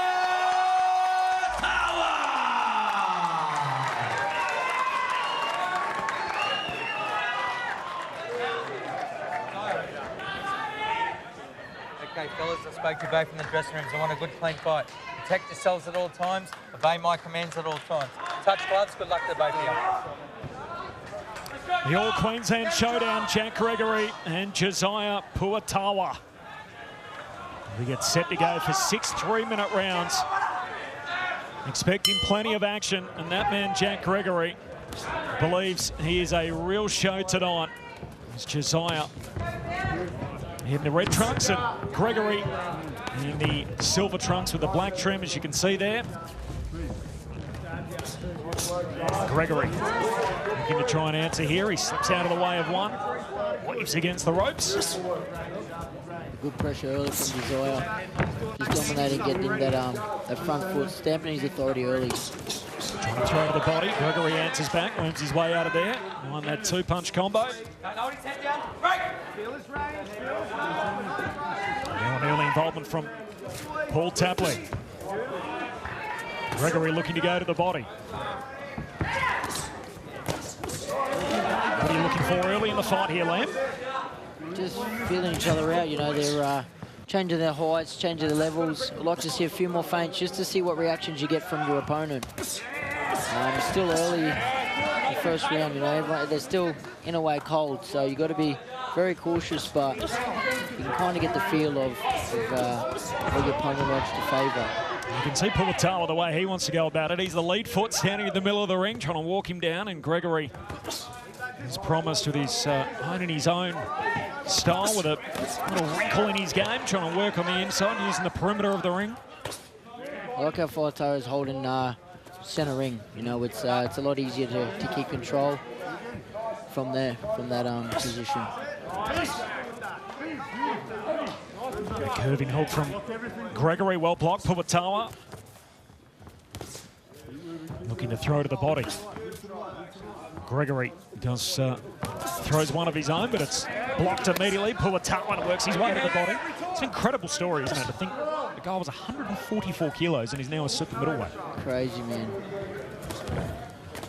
The best part of that story is, as Craddock was telling me about it yesterday, that it wasn't as if he walked into the gym either thinking, you know what, I want to be a boxer, I want to box for fitness, I want to lose some weight. He went in there and basically said, I want to win a world title. That was the starting point. He's got to reach for the star, aim for the stars. And essentially the starting point from his trainer was to say, well, first we've got to get some of this weight off. But 68 kilos, it's an incredible effort on a weight loss journey, and that's only the start of the journey for Puatawa. He wants to take his boxing career as far as it'll go. Works as a PT out of the gym in which he trains, and outside of that is a sponsored athlete. So 4 fights in, good social media following, great human interest story, and can absolutely bang as well. As we've learned through the early stages of his career, undefeated through 4 fights. This the 5th. See the power he possesses there. And he's trying to get Gregory to slow down, but it's going to be hard in the first round while he's still fresh. But I like the body presence and the pressure he's putting on him. End of the first round. Makes it a bit harder going on through the fight.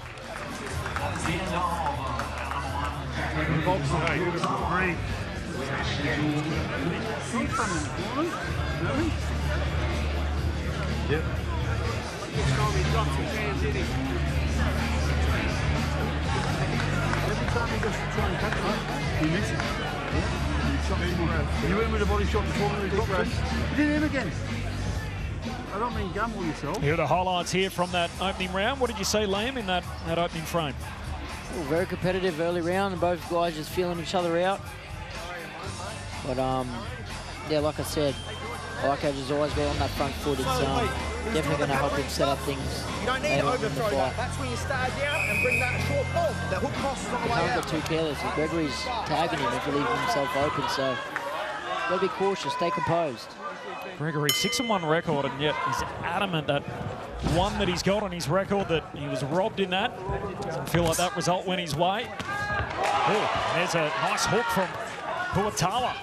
You can hear the thud of the punches sitting here, you know, just you can hear how much power he has. Puatawa looking to try and go to the body on the follow-up. Gregory wants to throw his own hook, ducking underneath it. Puatawa changing levels here. Again goes to the body now, upstairs, and Puatawa able to find a couple that slipped through the guard. Stay disciplined. Nothing fancy.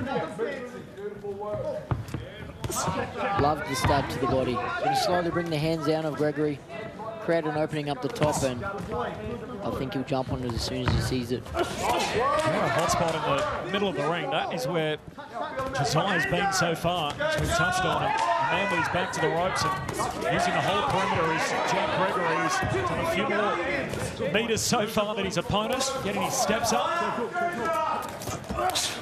There's a multi-punch combination. Better position in the eye of the judges and having the ring center, I believe. It shows your dominance.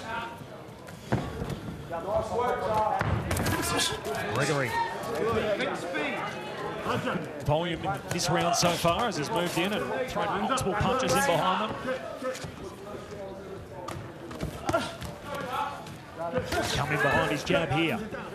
Blocked by Puatawa. Minute 20 left in his second round. 2 of 6. It's Gregory. He's feeling out a little bit of range here. Follow up now as well.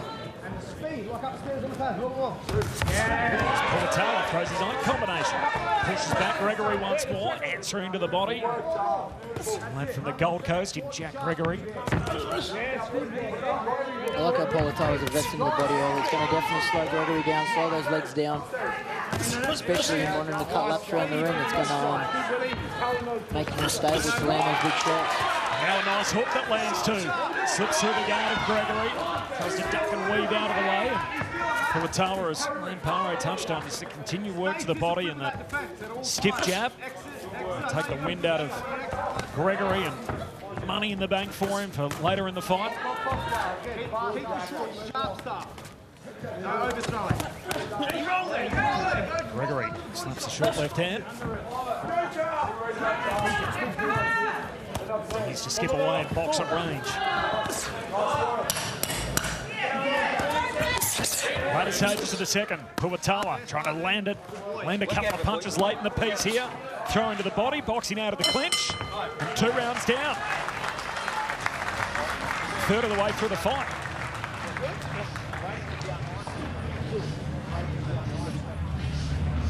Zozan Krati, trainer for Josiah. There's times you can go in between. Like the pads upstairs. Short, sharp, okay? Short, sharp. That hook as well. After you land a big shot, he's going back to that peppering stuff. Every time you land a big shot, he's like trying to feel the shots. He's losing his sting, but also he's banking on that left rib. They're calling out. I can see him. He's going. He thinks he doesn't like the body. No, we love it. All right? You love this shit. Go up. Fucking round. Eh? Boom. That air. Boom. Short hook. You're doing it all. Right? But I want to see your discipline. I know you can take his shot. I want to see discipline on your exit. Keep those hands up. All right? You're all over that, Lamb. The work to the body. That's right. Wise words from Ozark Craddock. Craddock, an amateur win over Jeff Horn in his days, and a knee injury which cut his fisty career short, but now obviously working the corner. We've seen him already earlier in the night, and he's back again here.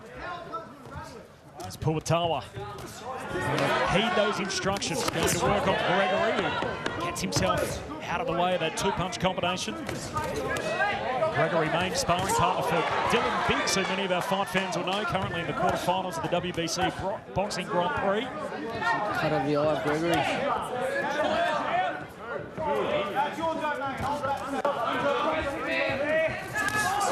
See the blood on the cheek, left cheek of Gregory. Tries to throw to the body himself here. Would you be happy in the Puwatawa count so far? Most definitely, for sure. Especially with the shorten up the punches. You know, he's got the power. Don't try and overcommit. You leave yourself open, and 9 times out of 10 the punches land as crisp. Still to come, Callum Peters up next, up against Marcus Heywood, and then the main event later tonight, Cruiserweight division. Settle a bit of the pecking order in Australasia. John Parker, brother of Joseph, who we heard from a short time ago, and Joseph Parker in the building. And of course, Floyd Masson. Puwatawa going to work here. Gregory just trying to feel him out, establish his range, try and get it out of reach of Puwatawa, who continues to throw to the body, and he's also splitting, as Liam touched on, over the left eye. One trickling down the cheek of Gregory. I think that early body work from Puwatawa has slowed Gregory down. The footwork, he's not moving as much now, and I think that's exactly where he wants him. Touched on the bloody nose earlier and the problems that has from a breathing standpoint, Lamb. Would you, obviously, it's a classic dilemma, the choice between two bad options, but what would you prefer, a cut eye with trickling down your face or the blood nose? Depending, if the claret's getting in the eye, it's you wouldn't want to be there. It's not like water, you know.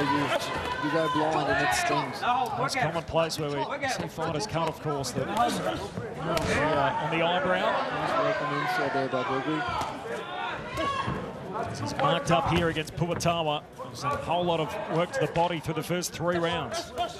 Gregory following up with a couple up top. See the marked up face of Gregory, the vestiges of battle so far obvious from him. Sweeping hook misses. Puwatawa again looking to go straight back to the belt line.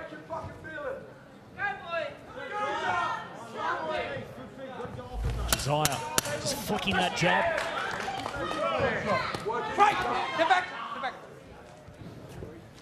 Customary stance, he's got his hands up here in the latter stages of the round, and that'll do us 3-3. We reach the halfway mark.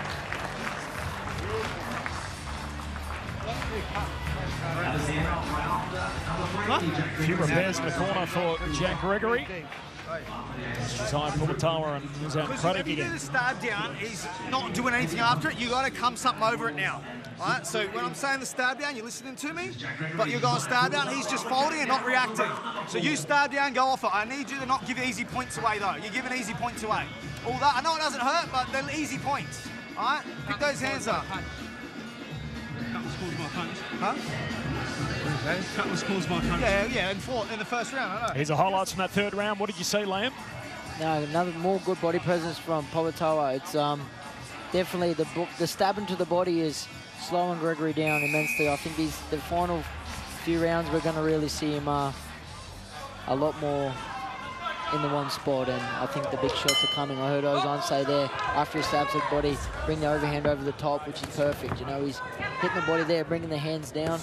Why not finish it with a home run on the chest? The back 9 of the fight here is past the halfway stage into round 4. Jack Gregory corner did a good job of trying to stop some of that blood in the left eye. Puwatawa with a solid start as he covers up here. Another flurry of punches from Gregory. Exchange for both fighters, middle of the ring. They throw down, and Gregory happy to come inside and trade now. Puwatawa doesn't have to go and find him. I think that's credit to the body shots also. Slow down his movement. Tagged him on the way in. We saw the Mexican influence from Josiah on the way in. Where's the big Canelo robe as he makes his way out, and with the Mexican music, and often heard of Juan Manuel Marquez fights, and also Fernando Vargas over the years. Strong influence on the way he goes about it. And as we touched on, there are solid overlaps, aren't there, between what you would consider a traditional Mexican style and your traditional Queenslander style. You certainly like to press the offense. We both love to fight, both tough as nails too. Certainly seen that on display so far here. It's Gregory throwing up top. Pulatala covers up, slips out of the way.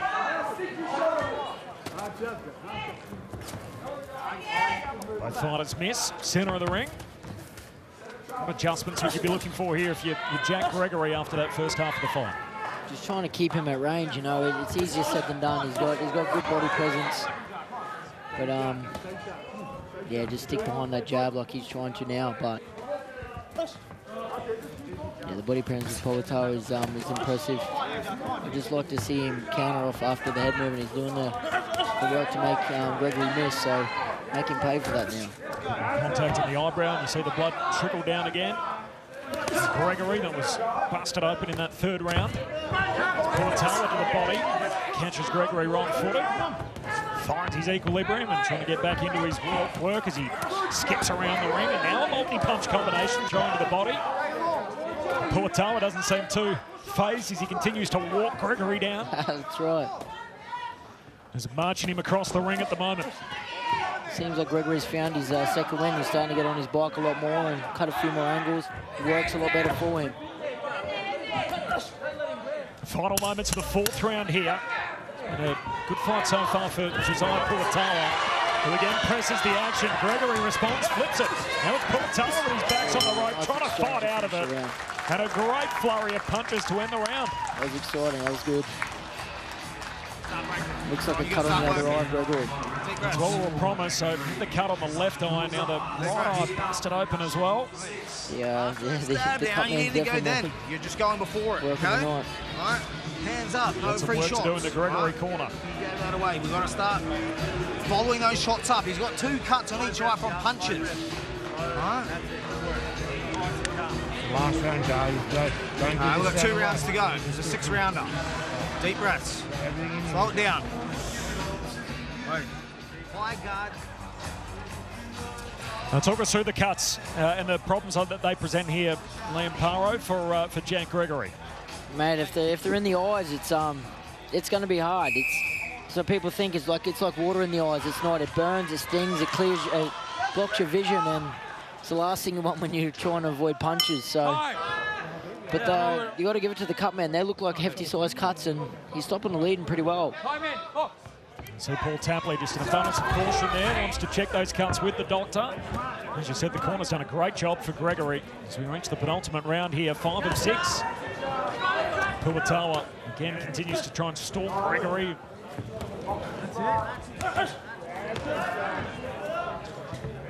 What have you made of the way Pulatala's approached this when you have an opponent that's happy to get on his bike and try to establish range, and yet Pulatala's been able to find him, and certainly to the body. He has. He's been going to the body well, and credit to Gregory's his fitness and he's not folded from the body presence. You know, I feel like he's hit his second win, considering how much body attack he's taken. So they're coming in good condition, good shape. Continuing to move, trying to stay out of range, Gregory. A couple which bounce off the guard. Pulatala with the follow-up, skips across the ring, straight to the body, as we've seen all night so far. He's actually got tattooed on his knuckles, Josiah Pulatala. Who's next? Which he's had for many a year. So it speaks a little bit to the journey that he's on in his fistic career so far. They kiss each other in the exchange there. Pulatala in behind a 2-punch combo. Gregory trying to cover up. Halfway through this 5th round. His cuts don't seem to be giving him too much dramas. I think they're just right on the corner, not too much over the eyebrow, which is a good sign for him, considering. Second stage in both rounds where they just start to leak again. As you said, the corner did a great job between rounds to try and stop the flow of that blood. Step back. Now a break as the tempo just changes towards the back end of round number 5. Gregory trying to go to work. Still throwing punches in bunches, able to get a few off. He's definitely a lot more effective when he's moving and cutting those angles. As he promised us a nice flurry there. The homespun technique with playing the role of the spoiler here against the attacking Puatala. He's having some good moments here in the 5th round, Gregory. Definitely a Gregory round this one.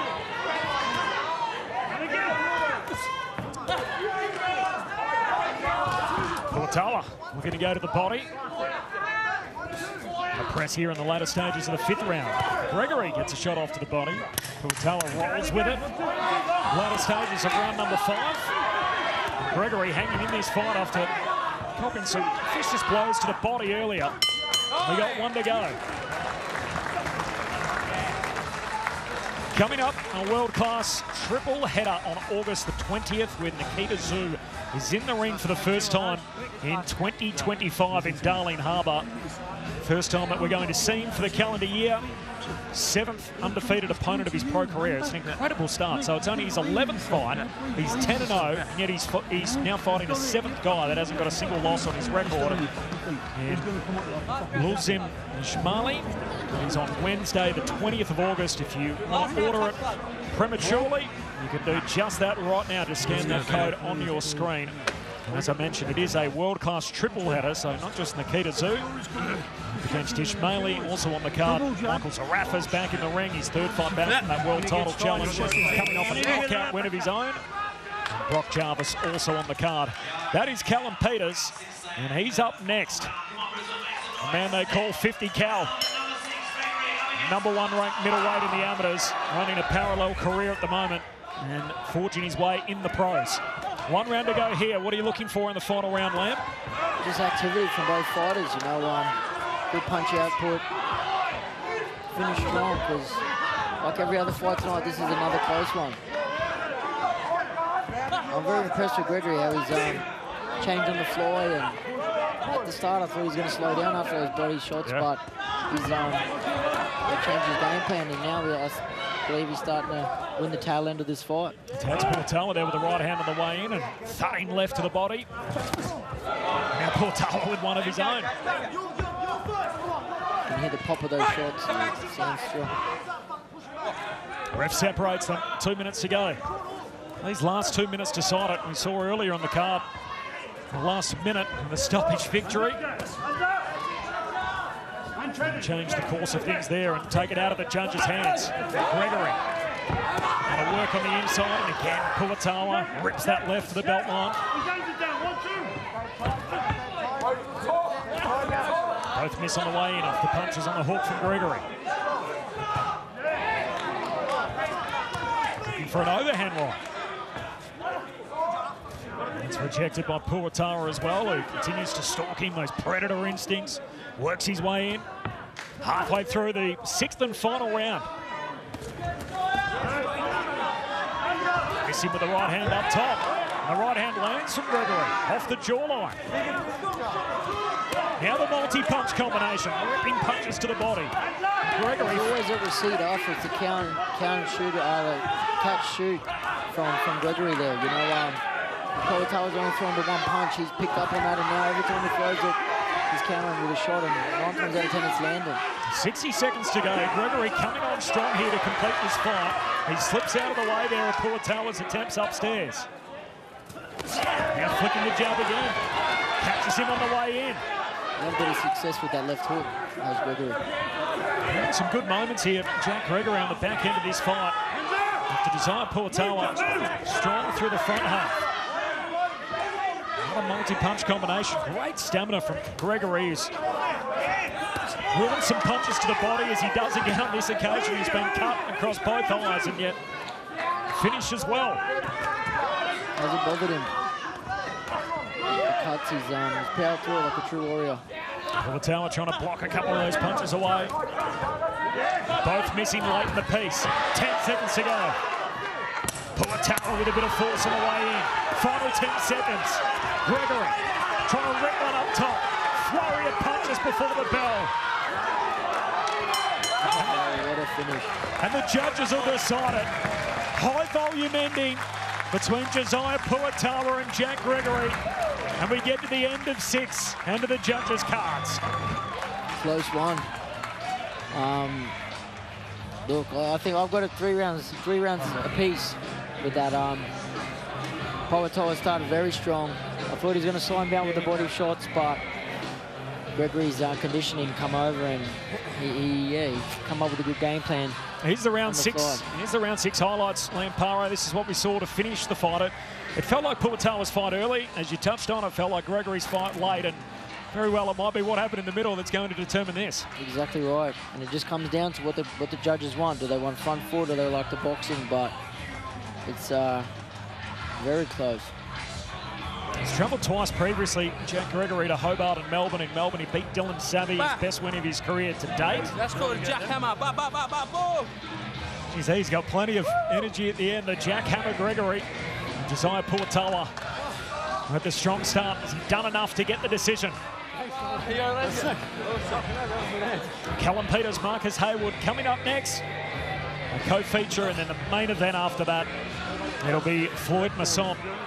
Of course, in the feature up against John Parker in the Cruiserweight division. So co-main and main, the next two. The judges just taking a moment here on the final tally, which ordinarily when this happens, Liam suggests that they are particularly close as we're getting down to the particulars on the math. It's never a good sign. I'll make that man a little nervous, I'm sure. Josiah Puatawa, tremendous display by both guys. Leave it all out there.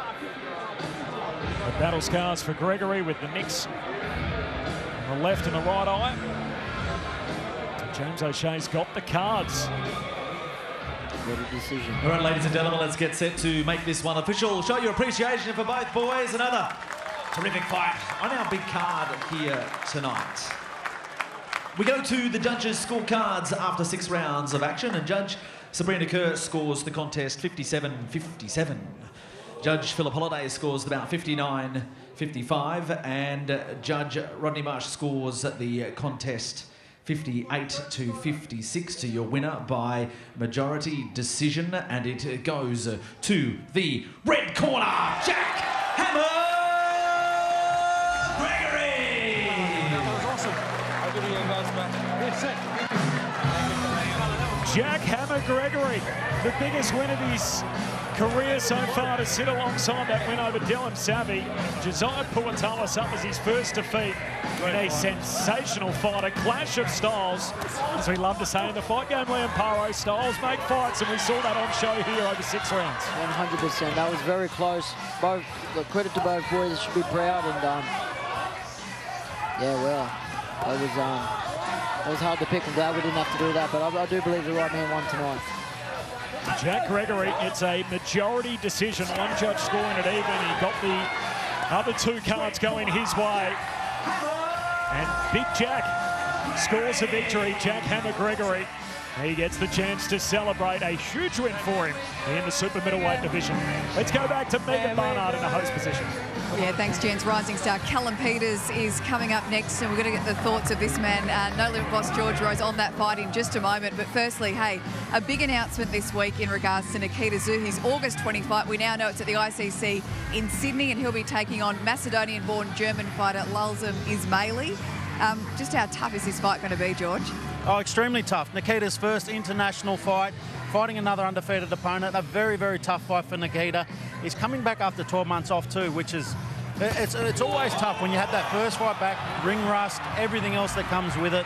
But Nikita's diving straight in the deep end, as he's always done throughout his whole pro career, and he's taken on a very tough fight, but one that I think that he, you know, he gets a chance to really step up and make a name for himself all over again. George, how is Nikita's hand? I mean, I know he had his child during his recovery. I mean, there's talk about whether he'd ever fight again at one point because his hand was troubling him. How is it? Yeah, look, I might be a bit biased. I went and watched him train when he first started coming back. He first started getting back into sparring, and they were talking about him not being quite there yet. They were saying he was at 60, 70%. I saw him punch. He still punches like a... I don't know. Like a mule. He dead set. The power that this man has is ridiculous, and they're talking about him being at 60 and 70%. From there, he's only gotten better. He's got stronger since then. But those first moments, I just thought, seeing Nikita hit Igor in the gym, I thought, I feel sorry for Igor because he's got to put up with that.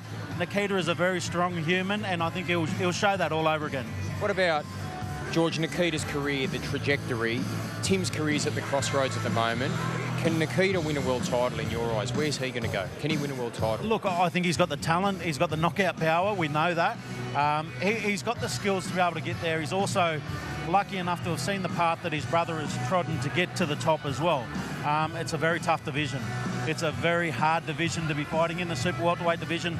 I think the most stacked division in boxing. But Nikita Tszyu got it. He's got that edge. We've just got to get him active again. 12 months off is a long time, and he starved us. He starved us. He owes the Australian public the entertainment that we've missed out on for the last 12 months. So really looking forward to Nikita getting back in there and showing everyone what he can do. Someone who hasn't been active for someone who is incredibly active. He's coming up next, Callum Peters, one of the most exciting young fighters in Australian boxing at the moment. He's coming off those 3 first-round stoppages. Can he get another one tonight against the incredibly tough and experienced Marcus Heywood? Look, if he does manage to get that, it'll be a very impressive performance. Marcus Heywood, a very tough competitor. He's a guy who knows how to spoil a show. He's got a chin on him. He's got an absolute chin on him. And when you're in against Callum Peters, a guy who throws 10,000 punches around, you need to be able to have that. You need to be able to handle that. So Callum Peters has got a huge test for him here. Huge test, and one that I'm excited to see because I just think Callum's got so much talent. Fighting a guy like Marcus, who is very durable, very dangerous, it's a good test for him. George, I think Callum's pretty special, and I think his amateur style is a better conversion to the pros. Yeah. He sits on his punches. What are your plans for Callum? Well, look, at the moment, he's still doing amateurs and pros. So off the back of this, he's heading off to the world titles. So he's been trying to balance that at the moment. There's a lot of rules that he's got to follow to be able to do both at the moment. So it makes it a bit difficult for him, both for his pro career and his amateur career. But once he commits to the pros, I think we'll see some serious growth in Callum Peters. We'll see what he's going to be as a pro fighter, and I think he's going to be fantastic. All right, we'll let you get back to your ringside seat. We're going to get Callum out here now. Let's take you back to James O'Shea. Well, ladies and gentlemen, we are now set for our semi-main event of the evening. 6 by 3-minute rounds. We do it in the super middleweight division, and this bout is brought to you thanks to No Limit Boxing. Ladies and gentlemen, let's bring out the fighters. First of all, fighting out of the red corner, this is Marcus Heywood.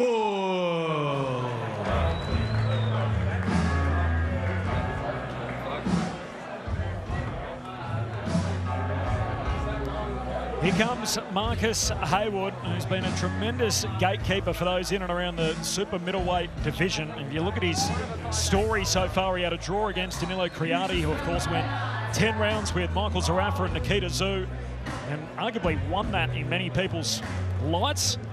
It's a tremendous story as well on a human interest front. He's a single dad, sole custody of his daughter, who he told me broke her wrist on the Monday morning before they came over. His mum actually took him to a kickboxing gym to get him involved in the fight game. He was offered his first pro fight. That was against Gunnar Jackson, and that really set the tone. He's often been offered the hardest fights on short notice, and this is no different. His mum at home looking after his daughter, so a shout out to them, who I'm sure are watching. And now, ladies and gentlemen, introducing you to his opponent to fight out of the blue corner. He is the rising star. This is Callum Peters. Let's go, Callum! The man they call 50 Cal. I asked him where the moniker came from. He said, look, you can't hide from a 50 caliber bullet, and you can't hide from me. A South Australian, it's not a place that is known for its boxing pedigree. Never before had a male boxing world champion. He wants to bring big-time boxing there. He's running parallel careers at the moment. His form in the amateurs is sensational. He is the #1 ranked amateur according to BoxRec at the moment in the middleweight division. He's off to the World Championships coming up in September between the 4th and the 14th in Liverpool. And he doesn't see that there is any issue that he can continue to do both, starting the next Olympic cycle as the prohibitive favourite. And he's on a hot run early in his pro career now in his 4th fight. He's 9 years Haywood's junior. He holds a height and a reach advantage. You see the differential on the scales yesterday, just half a kilo winner. And now, ladies and gentlemen, we introduce you to our semi-main event of the evening. It's brought to you thanks to Nolan Boxing. 6 by 3-minute rounds. We do it in the super middleweight division. Your 3 judges scoring this bout ringside are Mr. Adam Height, Ms. Sabrina Kerr, and Philip Holliday. Your referee, third man in the middle in charge of the action is Mr. Phil Austin. Introducing to you first, standing across in the red corner. He wears the white trunks with the blue. Weighed in officially 76.1 kilos. From the Hibiscus Coast, Silverdale, New Zealand, trained by Rob Story from the HBC gym. His professional record to date is 19 fights, 9 wins, 7 big wins by way of knockout, 2 draws and the 8 losses. He is a former New Zealand national champion. This is Marcus the Headache Heywood.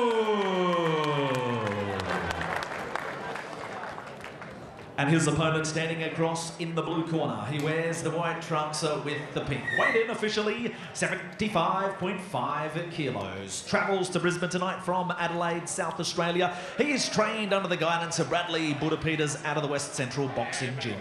His professional record to date, 3 fights, 3 wins, all 3 wins coming by way of round 1 knockout. He is an amateur superstar, ranked #1 in the world in the 75 kilo division, a rising prospect in the professional ranks. He is the gold medal dreaming, history chasing star in the making. He is Callum 50 Cal Peters.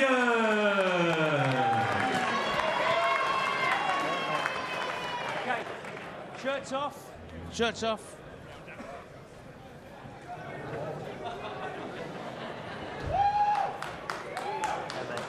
All right, red corner, blue corner, come here, fellas. Gentlemen, I've already given you both your instructions in the dressing room, so I'm just going to remind you again. Obey my commands at all times, protect yourself at all times. Touch them up, back you go. Best of luck to you both. Good luck, guys.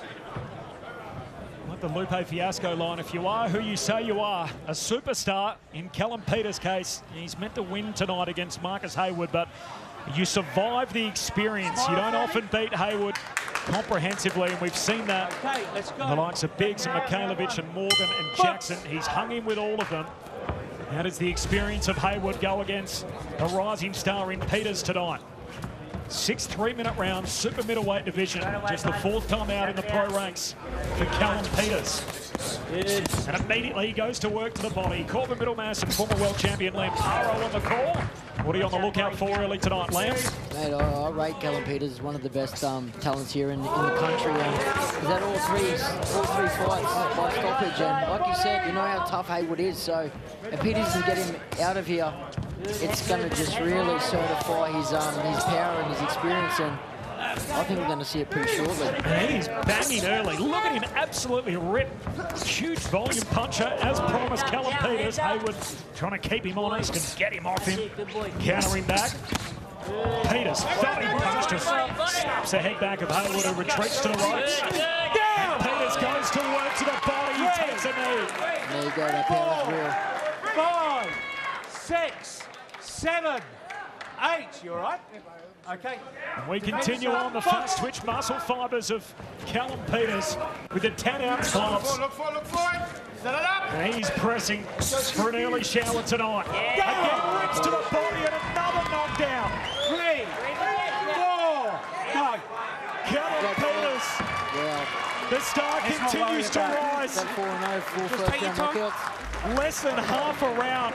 We knew he was good, Liam Parro, but he might be better than we thought. Oh, mate, I'm excited to keep watching this kid's career. I'm a fan.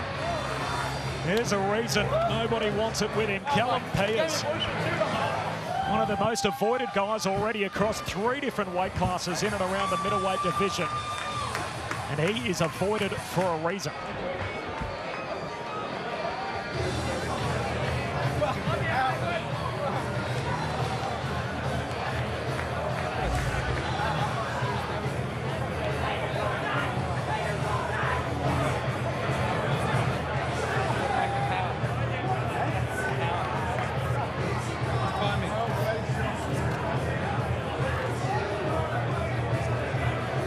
national title holder that's been in and around the weight class at the moment. Liam Parro has found a reason not to fight him. You can understand that from what we've seen so far. The super middleweight champion at the moment, Max Reeves. You've got Dominic Molinaro, who's just picked up the middleweight strap from Fletcher last weekend. And here is how it happened. And it was 2 vicious shots to the body. We didn't even get to the halfway stage of the opening round. No, exactly right. And like I said, it just shows the power he's got.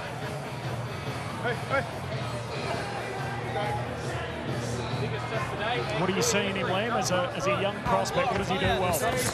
It's everything, and it's the power, you know what I mean? His record speaks for itself, but the position of his punches. Look, every time he wanted to land that body shot, he did, and it was the only 2 times that it put Haywood to the deck.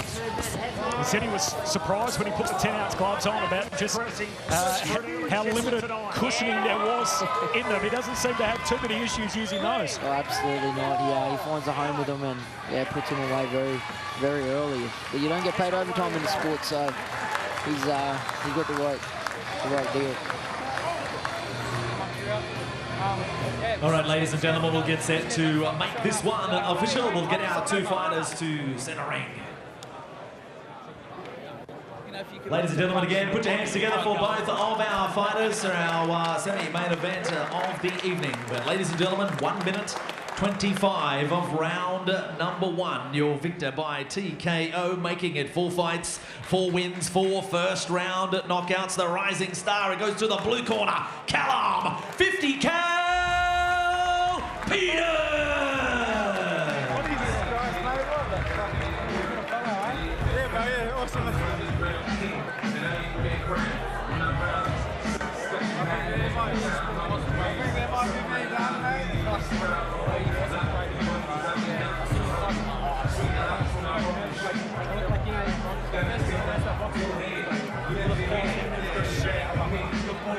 You got no legs, but you got some fucking power, bro. I don't even think the legs hit me that hard, bro. Fucking hell. Thanks, bro. You got me some cracking shots and I stayed on my feet. Callum Peters and Marcus Heywood statements for a moment. Callum, that was a short night. How do you put all that into words? He's not the last person to get stopped by. Performance on at the start. Just, you know, like, I knew I could get into the body. I knew he has a tough head. You can't stop someone with a tough head. So just work on that body and just put pressure on it.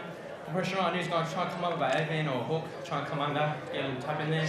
Like once you get it the first time, you can get it the second time easily. But like Rick out there, he was right. The body shot's there. Good work, Rick. Marcus, you're 9 years older than Callum. You were just chatting to him as we interrupted you. What were you telling him?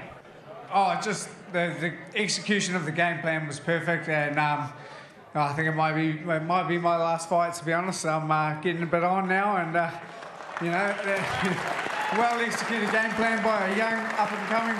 You know, he's the real deal. So gotta move on from this one. If I can't stand and bang with these young guns, then I should probably hang it up, eh? He said to me yesterday, you've taken on the hardest fights on the shortest notice. How do you reflect on the journey that you've had in the ring? Oh, it's been a hell of a journey, man. It's been awesome, and I appreciate every opponent that I've stepped in the ring with.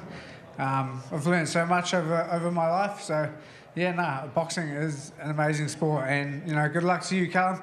You're the real deal, man. Good luck to you in the future, bro. Love you, bro. Thanks to Marcus Heywood. A round of applause, absolutely. What a guy he's been for Australian boxing over a long period, and a warrior of the sport.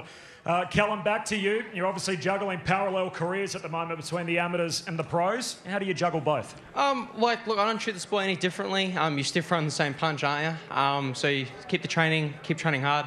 Like, the way how I train is always consistency and always, like, getting fight ready, always fight fit.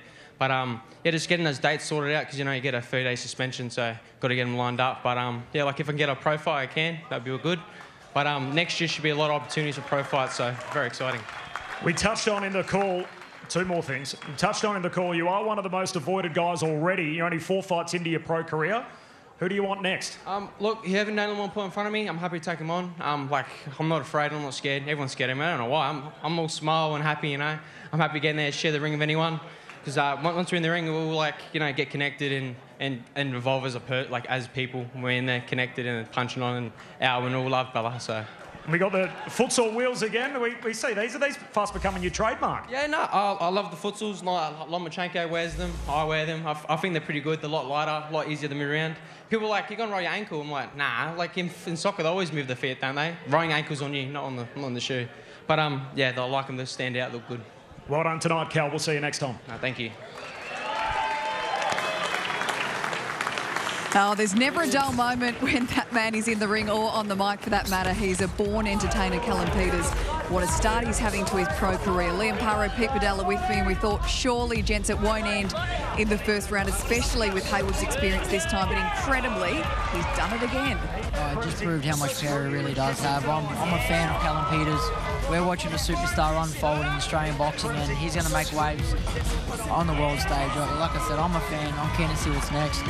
Liam, that was 85 seconds of savagery. I mean, I'm blown away. This is someone special we're looking at right now. He'll go to the World Champs in 6 weeks as the #1 ranked middleweight in the world out of 3,000. Now you can see why.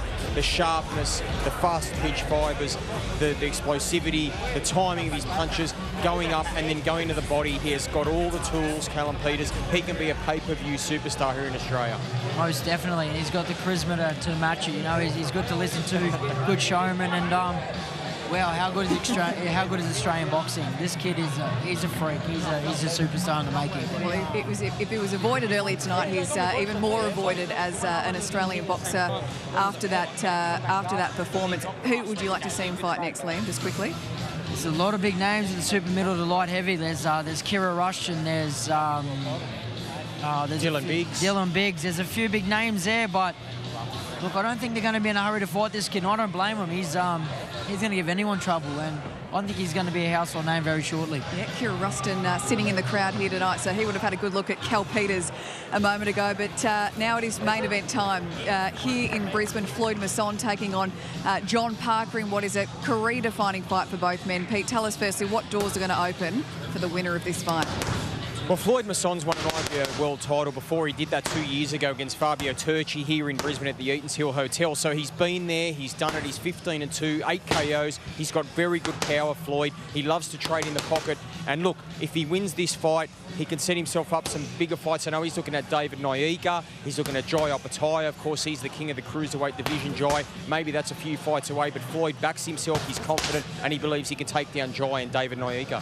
What are you expecting, Liam? What are we about to see? Look, it's do or die for Floyd. He's 33 now. He's had some big wars. He's been at the top.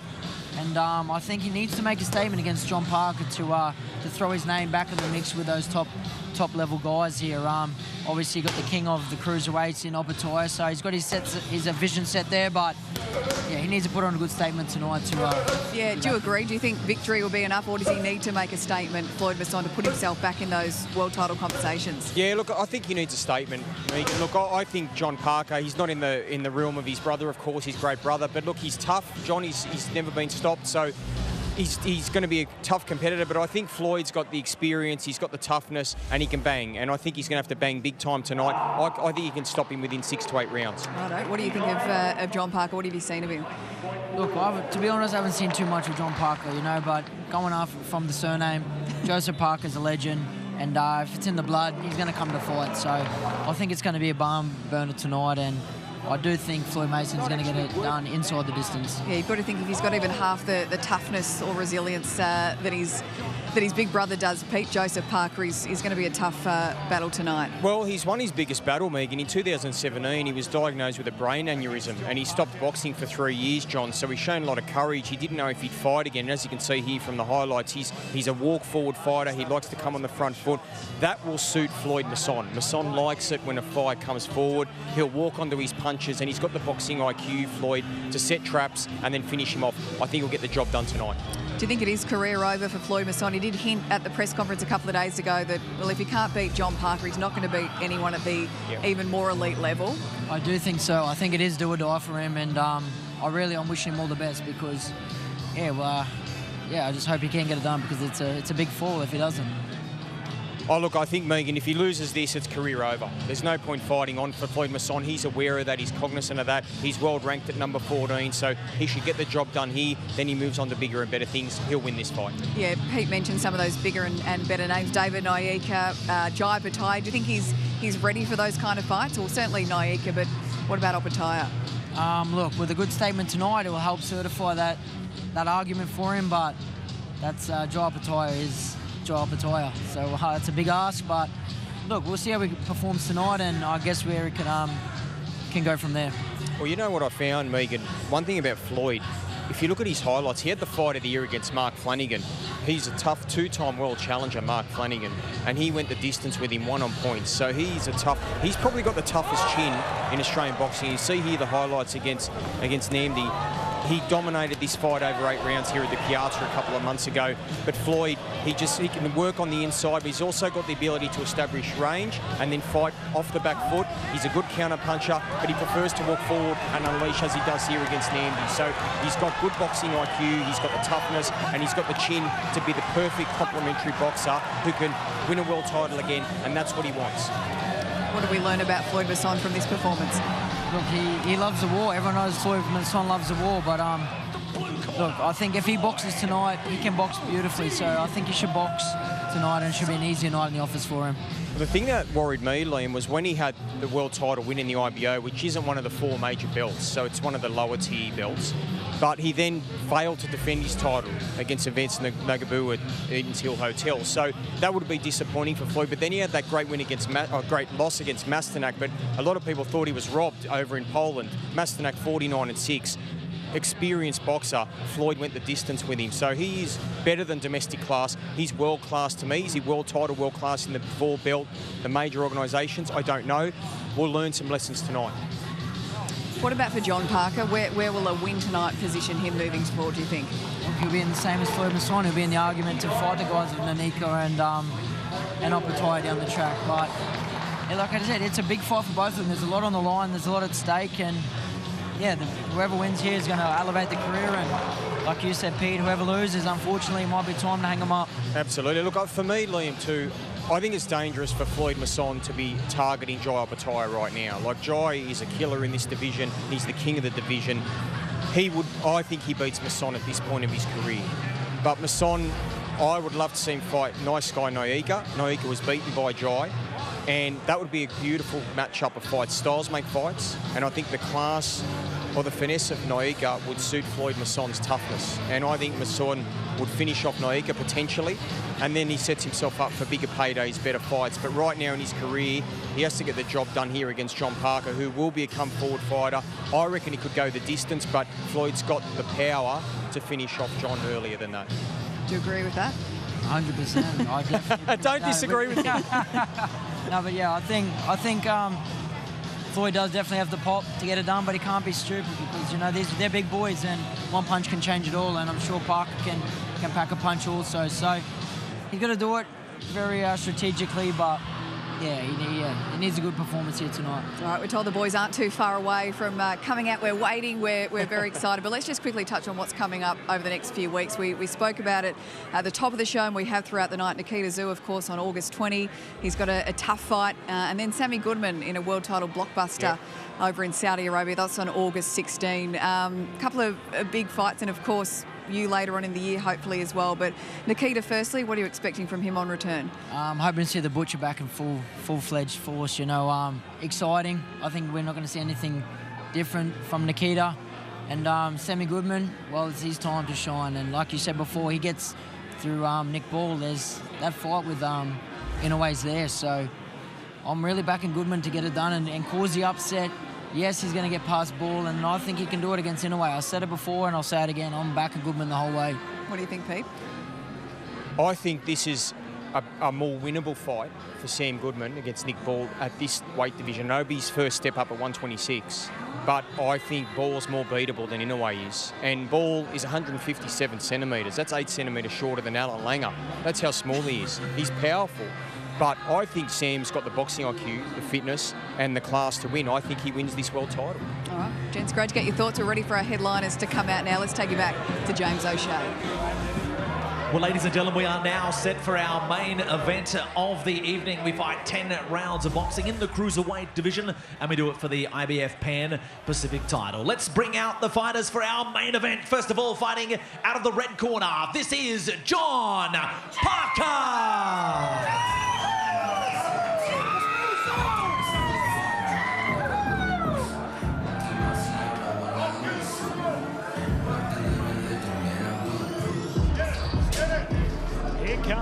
John Parker, the famous New Zealand boxing surname. He is the younger brother of Joseph Parker, New Zealand's only heavyweight world champion. The track that's playing that he's walking out to, Joseph's actually on the beat. B-Kid King's a poetic call on it, so walks to the ring like a saber-toothed tiger. It is the biggest fight of his career. He said yesterday he's got in the habit of collecting belts. He's the New Zealand Cruiserweight title holder. Said he's never sparred so much in his life. This is a must-win. He's going by the alias Stinsner for this fight, which is the surname of his grandfather who died during camp.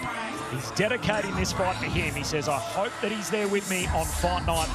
I'm sure he is. John Parker in the Cruiserweight division, ready to mix it up with Floyd Masson in our main event. And now, ladies and gentlemen, introducing you to his opponent, making his way to centre ring to fight out of the blue corner. This is Floyd Masson!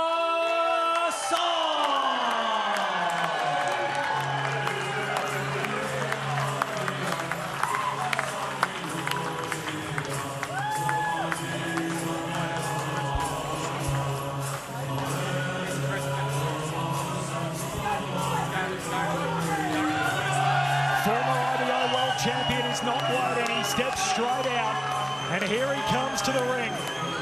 The best value for money guy in the sport. He's the best bang for your entertainment buck. You can see BOD, the acronym standing for Box or Die. Jimmy was involved in as a teenager back in his amateur days. He said 15 of them got it tattooed on their lead arm out of a town in New Zealand called Tawamutu. And so that is where the BOD comes from, which you see ever present. He's a former world champion, and he's fought multiple times at world level. He's looking to get back there. Here is the tail of the tape in the Cruiserweight division. Masson, 2 years older. He's also got a height and reach advantage, equaling up to +8. In similar weights, obviously, inside the Cruiserweight limit. Well, ladies and gentlemen, this is the moment of truth. It is main event time. It is brought to you by the Ace Boxing Group and No Limit Boxing. Your main event is sponsored by Oxworks, Avia Homes and Hannay Lawyers. 10 rounds of boxing for the IBF Pan-Pacific Cruiserweight title. Your IBF Inspector ringside is Mr. Ben Kilty. ANBF Supervisor is Mr. Rodney Marsh. Your 3 judges scoring this main event are Adam Height, Sabrina Kerr and Philip Holliday. Your timekeeper at the bell is Mr. Phil Ty. Referee in charge of the action is Mr. Paul Tapley. Well, ladies and gentlemen, an IBF regional title and a spot in the IBF World Top 10 is on the line. We're live on Fox Sports and on KO from Auckland, the city of sales, to Brisbane, the River City. We meet right here at the Powerhouse. Let me hear your voice. The time, the moment is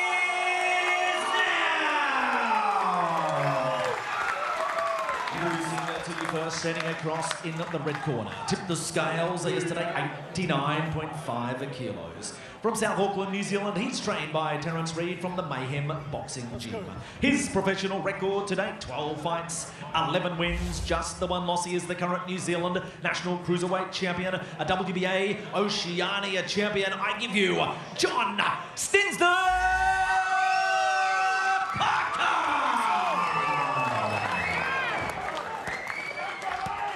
And his opponent standing across in the blue corner. He tipped the scales at 90.4 kilos. Originally hailing from New Zealand, he now calls Brisbane home, trained by Blair Studley out of the Nitro Boxing Gym.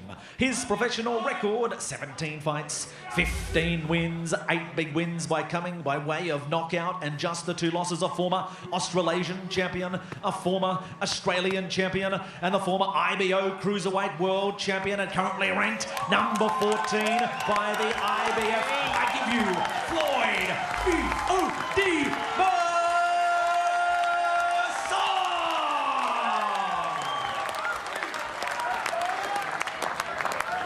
Floyd, John. Fellas, we give you instructions to the dressing room. You want a good, clean fight. Protect yourselves at all times. Obey my commands at all times. Touch gloves. Good luck to both of you. So you win this fight, and you've got a pretty good claim to be the 2nd best cruiserweight in the region. And there is no shame in that, given that the best guy in the region is also the lineal world champion in the cruiserweight division in Jai Oppatai. The absolute king of the world. So wouldn't be too fussed taking second place to that. You win this, you get the regional belt in the IBF. It's a ticket to stand in line and contend for the lineal world championship down the pike. It is Floyd Masson in the multicoloured trunks and John Parker, a famous New Zealand boxing surname, in the blue. Cruiserweight division, big boys, their limit around 90 kilos, 200 pounds in the old. Floyd Masson looks a lot bigger from ringside here. It's good. It's going to be good to see what Floyd Masson we got, because we know he can go to war. If you see even the previous of his fights, and he can box also. So just see what Parker brings out of it. Cagey opening minute, and there's a left hand which rocks back Parker, bounces off the ropes. Another left hand. Has a couple of lefts himself. There's one to give one on the way in.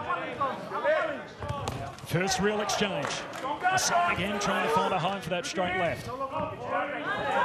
Parker watchful, cagey opening. Looking at him in the pocket, covers up, skips out of the way. Looking very sharp early, Floyd Masson. Controlling his breathing, controlling the distance and the range. Just flicking that jab, bouncing off the guard. Judging his distance before he loads up and puts something behind it. Stalking Parker in the pocket. Looking at that rangefinder. Parker answers back. Counters with a couple of his own, and again covers up. Then we got our Southpaw orthodox combination here. As you touched on earlier in the night, Liam, all about that lead foot positioning.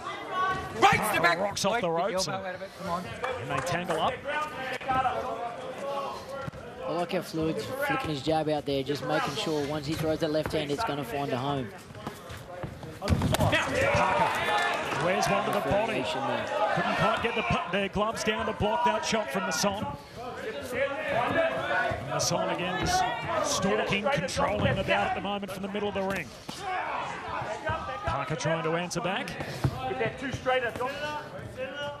Masson again just trying to set the table here for something big.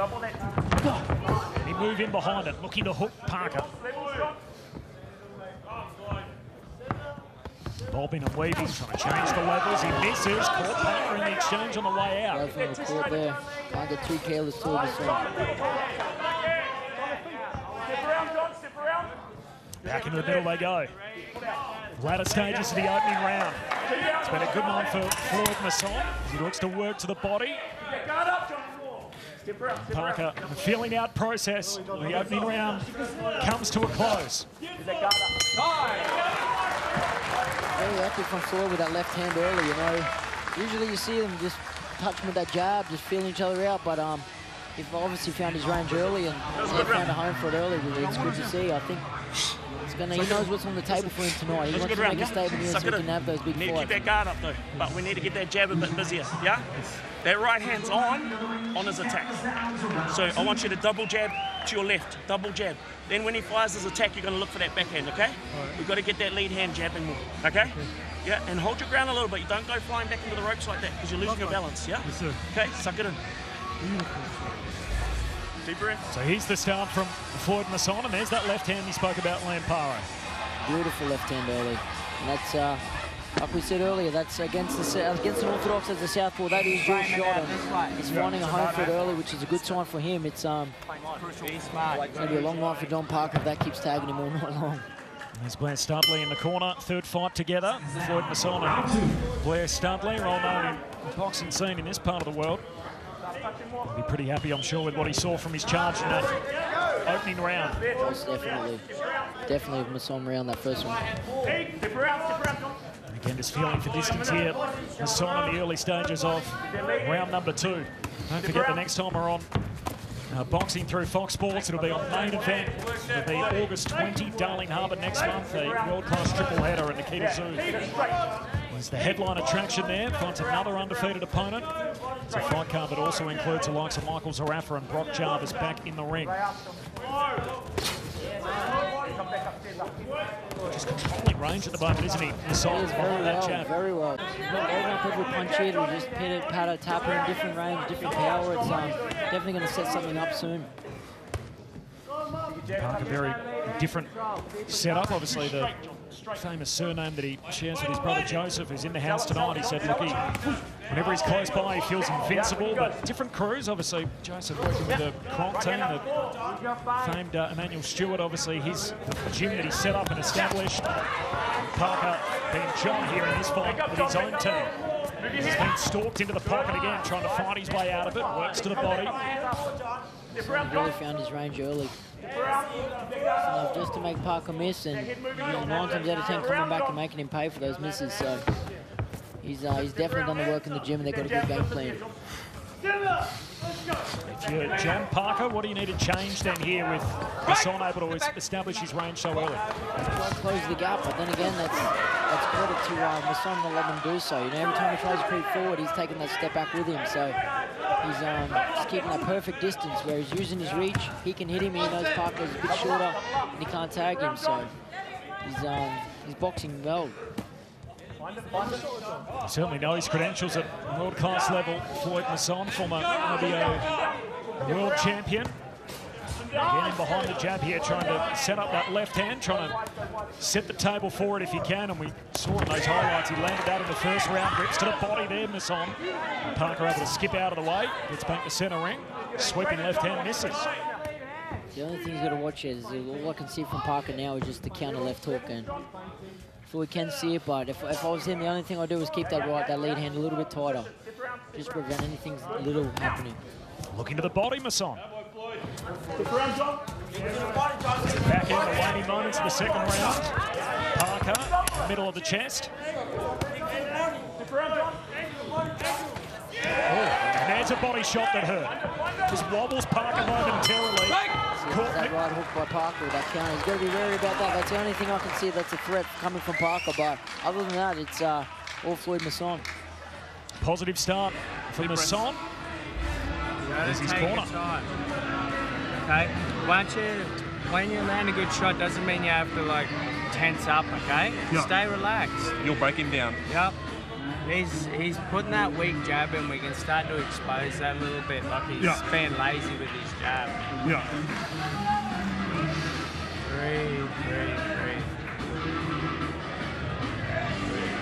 Let's get those punches flowing a little bit more, mate. A few combinations now. Moving into round 3, you can start to put your combinations together a little bit, all right? We emphasised during that round, Parro, the body work from Floyd Masson in that second round. Oh, definitely. You know, they say when you cut a tree, you start from the base. It's really going to slow him down, especially over this longer fights. It's where you want to be investing early for sure. He's in rhythm and he's playing from in front here, Floyd Masson. As we start round number 3. I do like the instruction from Blair Studley in the corner. Just more relaxed. You know, he doesn't need to tense up. He's doing it easy. And start taking advantage of the lazy jab from Parker. As you see, when he brings it out, it comes back down to his hips. So you want to look to counter with the hook over the top. Well, his credentials at world-class level. Floyd Masson wins over Turchi and Flanagan. Had that slip up against Nagaboo, and then Masternak, as we spoke about in the preview, and Peter Bedell referenced as well that many seasoned boxing observers felt as if Masson won that fight against Masternak, and he's on the comeback trail here as he pushes back Parker. Catches himself on the back foot. Very impressed with his footwork, his range in and out. Just enough to make Parker keep missing. Fight controlling craft from Floyd Masson, seasoned campaigner, trying to set up the left hand and keeping him at range with the jab. As you touched on with Parker, it's the hook that he's got to... It's hard. It's you want to play with Masson's front hand, lead hand, but he's varying it a lot. As you see now, he's starting to bring it around the side too, so... Starting to punch through the guard as well. As you can see, Parker just jump back. And Masson with a bit of steam on those punches. I think it's going to be hard to land that hook with the distance that he's doing with his footwork. See that overhead shot illustrates very well it beautifully. Prepared. Getting that lead foot on the outside, and now the left hand again, right on the jawline of Parker. So it rocks him back. And Masson again having some nice moments here in the third round. Just stalking him in the corner. Can Parker try and change the tenor of the fight and gets on his bike to try and evade Masson? He catches him with a hook of his own.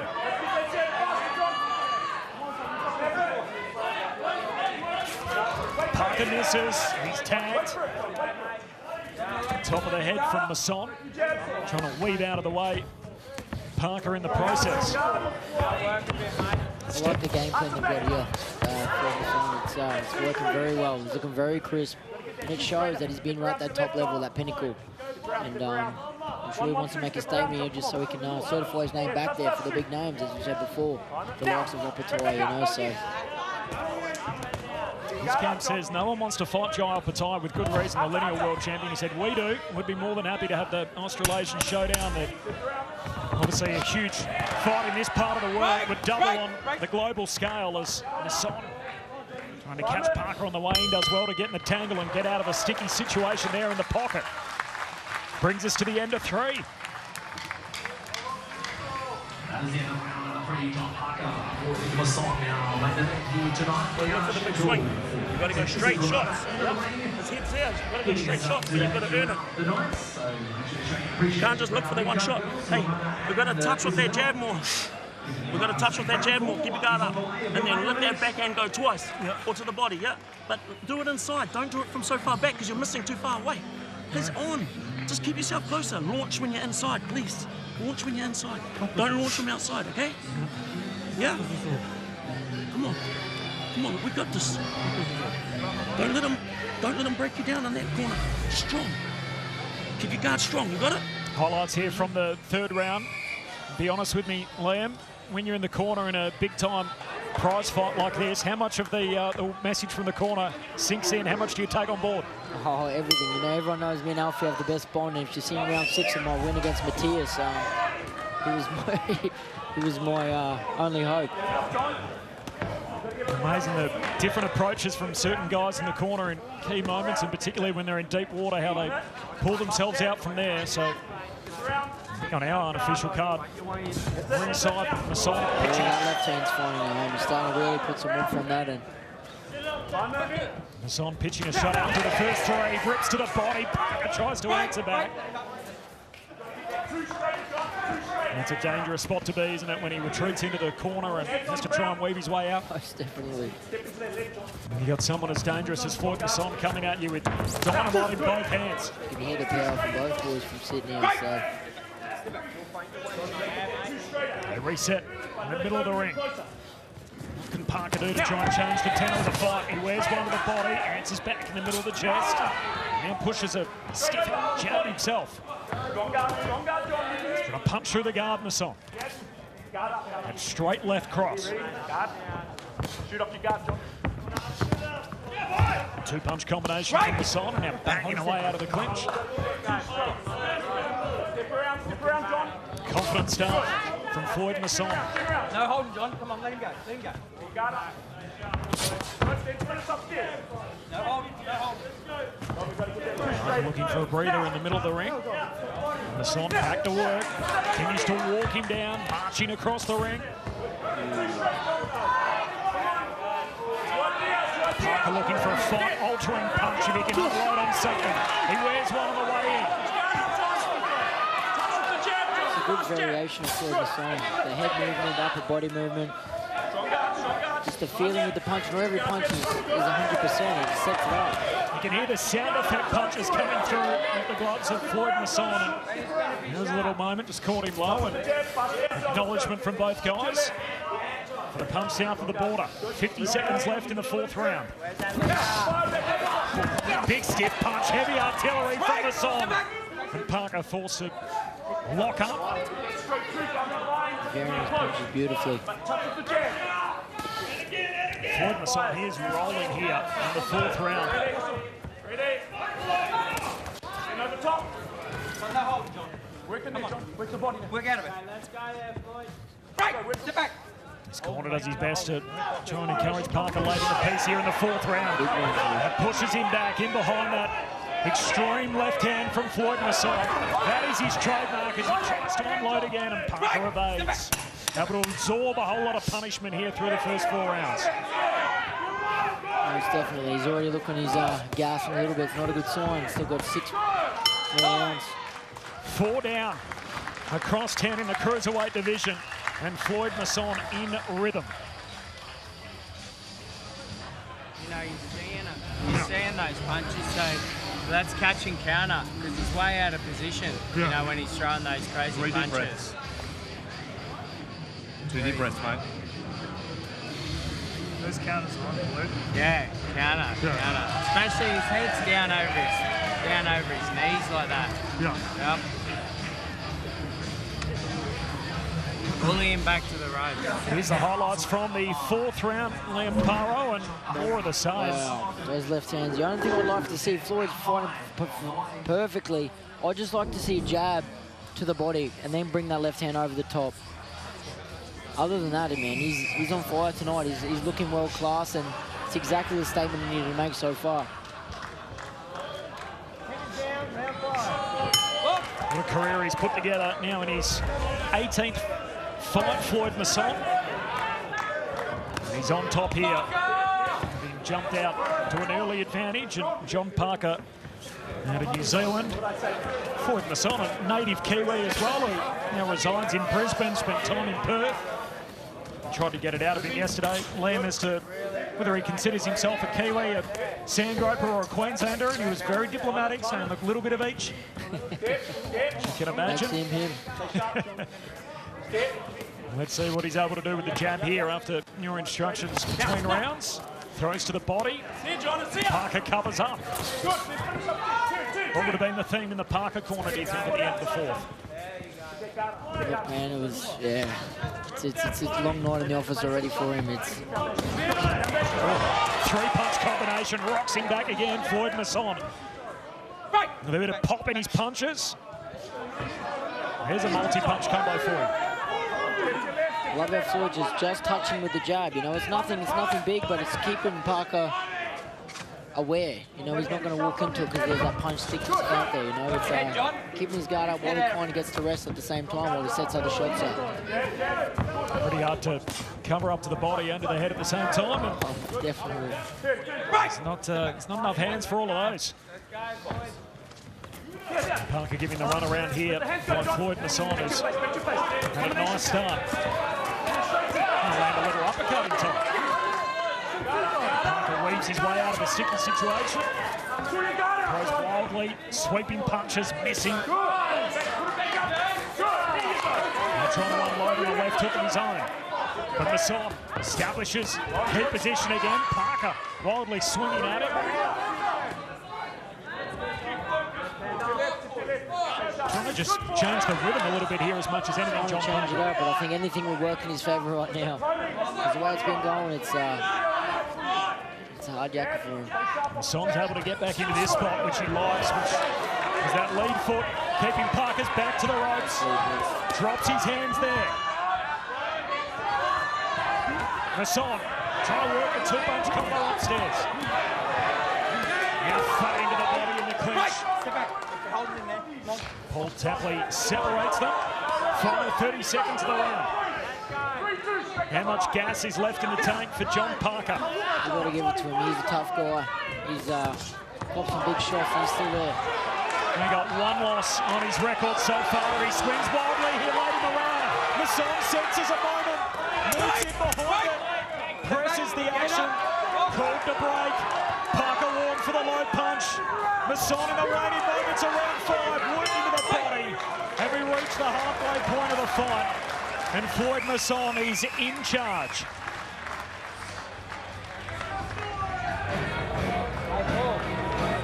Deep breath. Hey, you've been here before, yeah? You've been on the bounce before. You've been tight like, yeah? This is, you're going to get into your second win now, yeah? Suck it in. Deep breath. Listen. Just don't make silly mistakes after you punch, dropping your guard, yeah? Keep it strong. Listen, when you threw that 2-3, beautiful, because you threw your 2 straight. You've got to be a bit closer than when you let it go, yeah? You threw that 2 straight, I need more of that. So fast jab, move around, fast jab. And then when he commits, make him miss, then 2-3 straight back. Yeah, and then step off the angle. Get off his backhand, eh? Okay, suck it in. Come on, let's take it to the next level, eh? We're going to take it to the next level. John, we've got to take it to the next level, yeah? Come on, go to the deep, let's bring it out.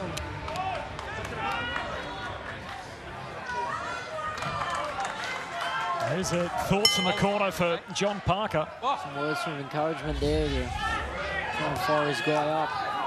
Sounded like he was burping in the corner as well as heavy breathing. Does that happen much in a fight? Oh, look. Depending what he ate. He's got an absolute monster to try and deal with as well in the Cruiserweight division in Floyd Masson.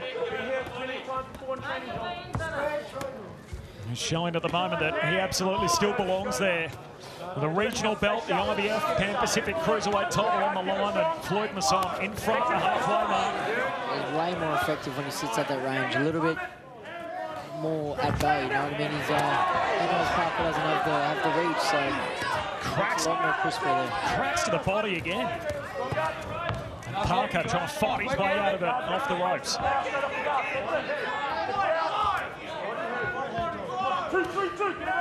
Masson trying to set him up. Looking for a right hand to the body. Parker, you can see, cuts a tight, dejected figure at the moment.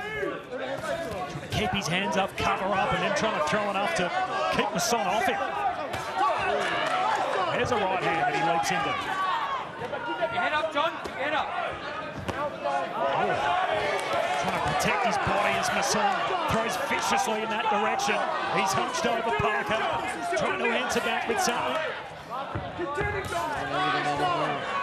Masson doing a good job just to keep him off him, keeping him at range. That's the other thing. It's one thing to be able to play defense in these moments and try to retreat and gain a breath, but if you don't throw something, he's going to be on you in a flash. Oh, 100%, and especially on the ropes, you're not throwing the back. It's oh, Masson, heavy artillery upstairs. Parker covering up. Masson pressing for an early finish. Paul Tapper's having a close look at Parker there. Right, the back. Head up. He needs to fight back on the ropes, or Paul Tapper will stop the fight. Mouth guards out. And Tapley lets them go for the moment, and now calls a halt to it. It's Masson's mouth guard. Over there. Naturally, the referee in such moments, Liam looks straight at Parker and says, "Is that your mouthpiece?" Time in. Box. Masson lost it in the action. He didn't want the hold. He was pressing for an early finish. Gives Parker a key breather. Back end of the 6th round. Oh, Parker. No knockdown. No knockdown. Head up. No limit, Brandy. Raises his eyebrow. Gets back up. 30 seconds to go in the 6th round. Did that stoppage to reload the mouthpiece. Just hold some of the momentum from Masson. He was having some explosive moments midway through this 6th round. Parker, a few seconds to get a little bit more gas in the tank. Sure needs every little bit right now. Looks a little uncertain on his feet. John Parker nearing the end of the 6th round. And Floyd Masson has produced a boxing exhibition so far. And Parker makes it to the end of the 6th. Just relentless. Crazy. Big breath. 3 deep breaths. And there's Blair Studley, the trainer for Floyd Masson in the corner. So when you think you've hurt him, keep your shape. All right? Don't lose your shape. Keep your shape. Keep your hands up. Okay? 2 deep breaths. Let's keep that left hand going. He's cooked, mate. Yeah, he's cooked. Yeah, you've got him. But you've got to be smart. There's no point in taking the shots you don't have to take. I want you to keep pressing. Here's the mouthpiece coming out. Floyd Masson losing that in action. How often does that happen, Liam, in a fight? Look, not too often unless you're looking for a blower or something. But might need to go to a new dentist to get a better secured mouth guard. But I was about to say the suspicion was it might have been Parker. It's usually the oldest trick in the book, isn't it? If you're looking for a little moment to catch a breather, just spit the mouthpiece out, and yet, as you saw in that superb camera work, that was all by force. I think this is. We're headed to Parker's going to be on the way out here. I think his body language isn't good. An early stoppage here. Paul Tapley is just waiting and watching. Parker covering up in the pocket. Masson unloads. Hooks to the body. He knows there's a stoppage. He knows. Parker, can he pump in the body? Can he get himself out of this? They are horrific blows to the body. And Parker is down. First knockdown of the fight. 5, 6, 7, 8. You okay? And Parker wants to go on. Box! The offensive onslaught. And Masson trying to take all the wind out of Parker with the heavy body shots. Goes again with the left hand here, twice to the body. A third time, the towel comes in. And Floyd Masson is one step closer to an all-Australasian world title showdown. Good call from his corner there. That was a very good right call to do there. He was not looking too well. No one wants it with the lineal champ, Jaya Pataya. This man, Floyd Masson, is keen to get involved in that conversation. John Parker, even with all those body shots early in that round, Liam Parro, he did not want to go out, and the corner in the end had to take it out of his hands and protect the fighter from himself. It just shows what true warrior he is, and would you expect anything less? Look at his brother. It's in the family, the Parker name, and well, what a fight, what a night of fights. It's just absolutely action-packed. That's one way to put a conclusive ending to it all. And here is how it finished, the body shots in that 7th round. What did you see there, Liam? Oh man, I was just glad I was sitting on this side of the ropes there. You could hear those starting body shots, and you heard them talk in the corner before that round, and before Floyd come out. They knew he was on his way out, and Floyd come out fast out of the gate for that 7th round, and yeah, they sensed it was going to be over then. So credit to them, and credit to Parker, man. No doubt about that. That is like getting hit with a brick. As you see the towel come in, and there's no way that the referee, Paul Tapley, could miss that. Just straight on his head. And that's one way for it to finish. Floyd Masson strings together consecutive wins. And that's something he hasn't done all that often in recent times, in between the losses to Mugabu and Nastanak. Of course, that controversial defeat against the latter, so first time in almost 3 years.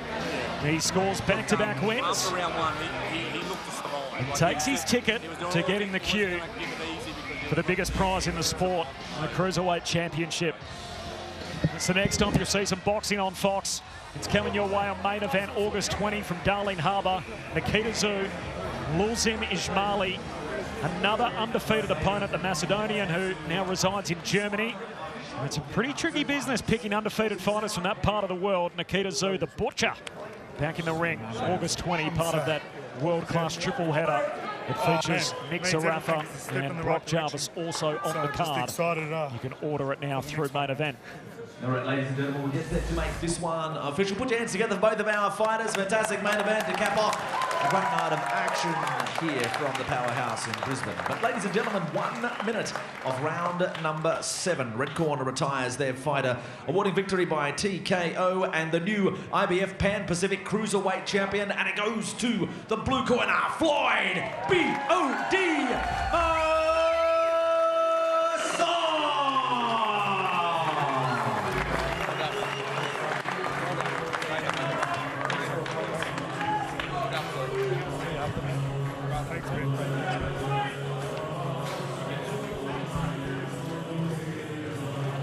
Congratulations, mate.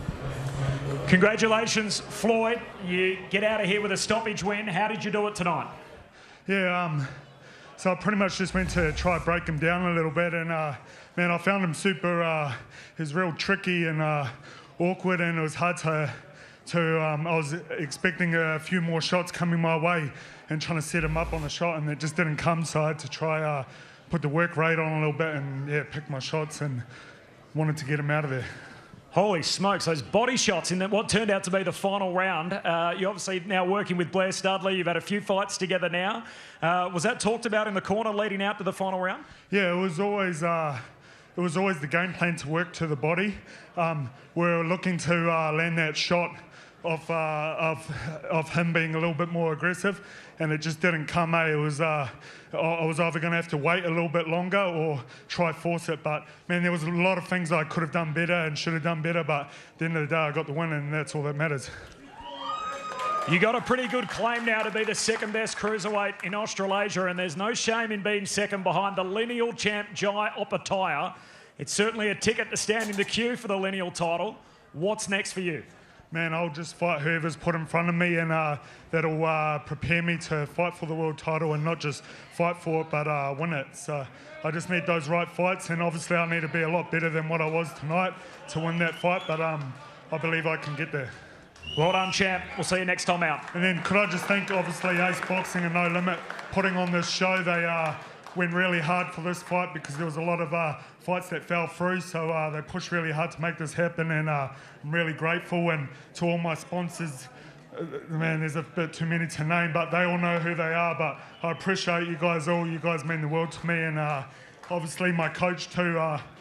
I wish I could have done a few more things better tonight, just to show all the hard work we've been putting in the gym. But at the end of the day, styles make fights, and I believe when the right one comes, you'll see all this hard work pay off. I dare say he'll be happy. Floyd Masson, everyone. Megan. Well, he did do a lot of things right tonight, and we can't wait to see what is next for Floyd Masson. The road back to world title glory, and he's certainly taking shape. He can now add the famous Parker name to his resume. So welcome back in Liam Parro and Pete Bedell. Gents, he said all build up he was going to unleash something big and give the local fans what they wanted to see. It took to 7 rounds to get the job done, but he certainly did tonight. Yeah, he definitely had to work for it though. Parker was a tough competitor, man, and look, a win's a win, you know. I'm sure it wasn't the statement he wanted, but was still a stoppage win. Look, world title contentions are there, but let's be honest, man, like, you're going to need something a bit better to compete with Joel Patai, you know. I'll tell you how it is, but credit to Floyd Masson. He fought well tonight. Good win. He's back in the winning ways, so yeah, we'll like to see what's next. Absolutely, Liam. It's a good point. I mean, you can only beat what's in front of you, and I thought it was a Masson masterclass tonight. He just showed he was a level above. I thought almost Parker was a light heavy. He was a bit small for a cruiserweight, but I liked early on the flicking jab from Masson to set the range, and then his distance control was supreme. He was always just out of harm's way, out of the firing line, and his body work was magnificent. It was exquisite. And then when he needed to land the knockout blows, he did. So it was a pretty clinical performance, and I think better fights are ahead for Floyd Masson. We touched on it earlier. Maybe a David Nyika. What do you think? Oh, I think so. That's definitely a step in the right direction. You know, you don't want to bite off more than you can chew just yet. You know, he's back in the winning ways. It's a step in the right direction. Slowly pave your way and prove yourself to that top level. You know, earn your stripes, as they say. But tonight, yeah, like I said, he was good. He fought well. Good foot movement, good distance control, and back to the gym, and yeah, keep proving your way back to the top. Well, it's a good stepping stone, isn't it? If he can, Nyika's number 11 with the IBF. He's number 14 with the IBF. He perhaps goes into the top 10 with a win like this. So it's a nice styles make fights type of Australasian fight. And then if he beats Nyika, maybe he goes on Opatai. But I've got to say, I really liked his repertoire tonight, Floyd. I thought he showed good boxing IQ. I thought he showed good patience as well, because he had that dangerous overhand left, Parker, and his entries were a bit rushed and a bit reckless, and Floyd made him pay when he rushed those entries. So it was a good performance. What would the boxing world say about that performance tonight? Oh, win's a win. You can't criticise, you know. Sure, there's going to be critics everywhere. There always is, but he's back to winning ways, and yeah, back in the gym, keep getting better on them 1%ers and earning your stripes back to a world title. You know, I'd like to see what's next. I think he needs a step up in competition, but yeah, we'll see. Actually, can I ask you this, Liam? When you're so close to a world title shot, or you're just on the periphery like you were, and Floyd Masson is at the moment, how do you handle that transition to get there to fight for a world title?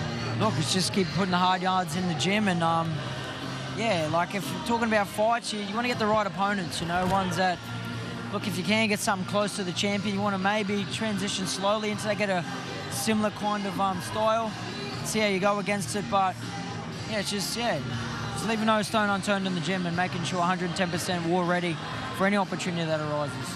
Well, he's enjoying this moment, celebrating with the local Brisbane crowd. So well done to Floyd Masson. And with that, it brings to a close a big night of boxing here in Brisbane. But as we've been speaking about all night, there is so much to look forward to over the next couple of weeks. Sammy Goodman, August 17 in Saudi Arabia. That's what's coming up next, a world title showdown. We cannot wait to see Sam in action. And Nikita Tszyu, Lulzim Ismaili, Macedonian-born German fighter. So that's going to provide a very big test for Nikita. We haven't seen him in a year, but he returns at the ICC in Sydney. So, hey, a lot to look forward to, gents.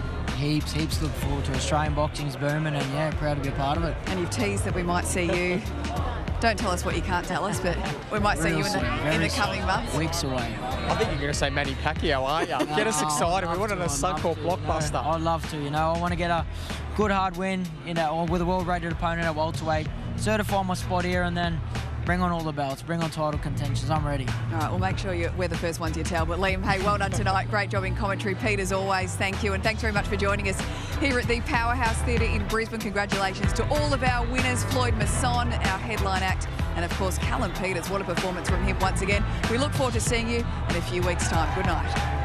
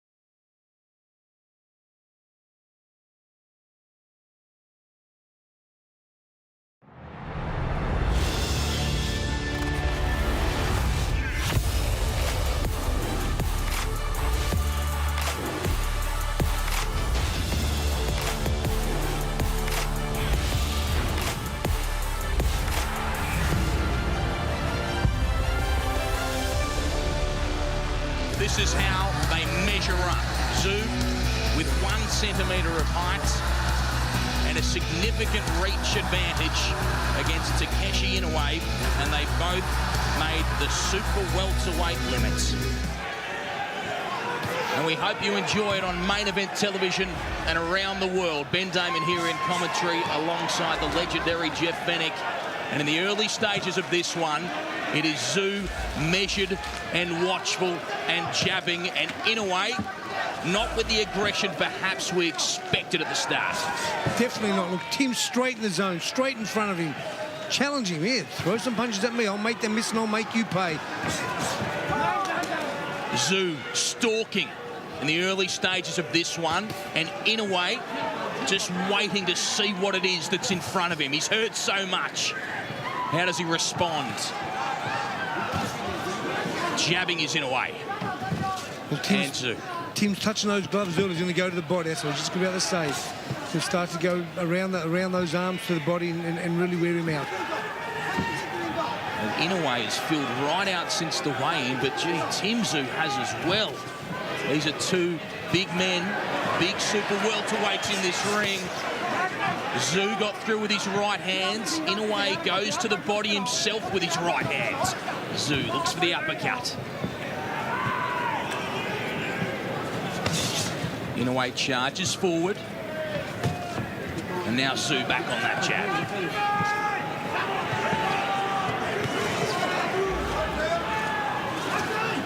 Fires out the right hands.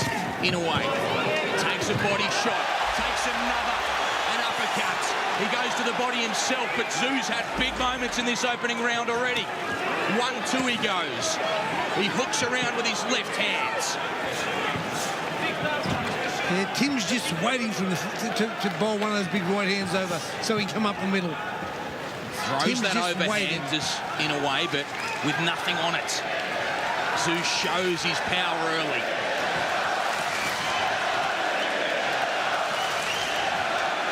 And this huge crowd chants for Tszyu. Inoue's got his gloves really high in front of his face. You can see Tim's going to punch around that glove. Conservative start from Takeshi Inoue. Vastly different to what we were told to expect. Uppercut from Tszyu.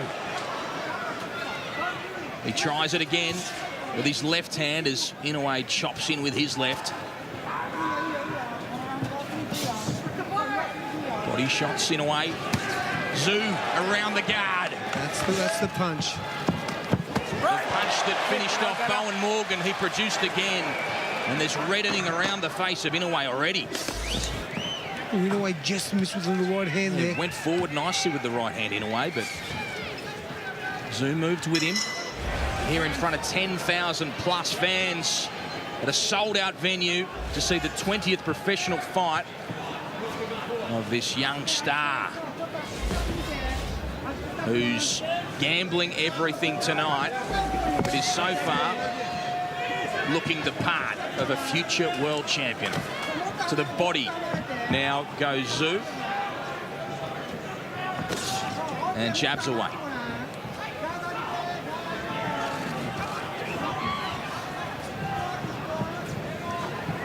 Wanted that left to the body.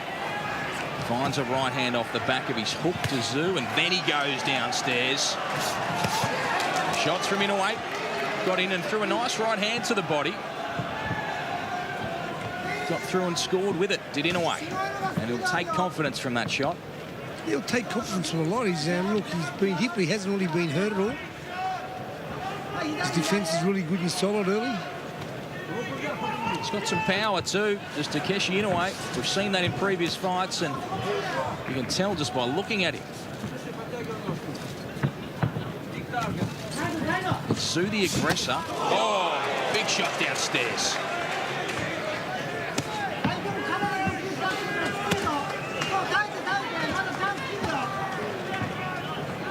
Inoue watches. Comes forward with his jab. 1, 2, and 3 from Inoue, but Tszyu follows up with a big shot and tries to use that uppercut. Both scored there. Inoue just lost his footing and fell forward a little, and now throws a good uppercut on the inside. There's Takeshi Inoue. He goes back to that body. Right hand to the body is a good shot from Inoue. Oh, uppercut from Tim Tszyu is huge. If one of those connects, there will be damage done.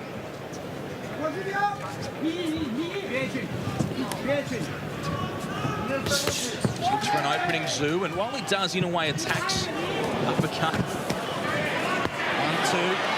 Inoue in the corner, and now lurches forward. Now he's on the run, and Tszyu attacks. And Tszyu closing in with Takeshi Inoue. Spun around, and the uppercut gets through with the right hand. It's a big shot from Tim Tszyu. To the body with a left hand he goes. Inoue needs to weather a storm here in round number 5 because Tim Tszyu is closing in. Right hand doubling up the uppercut, and the left as well. Tszyu wants action. Well, this was the round Tszyu said to be finished by round 6. He did. So, can he make it come true? Can he break down this body of the ripped Takeshi Inoue? Jabs away.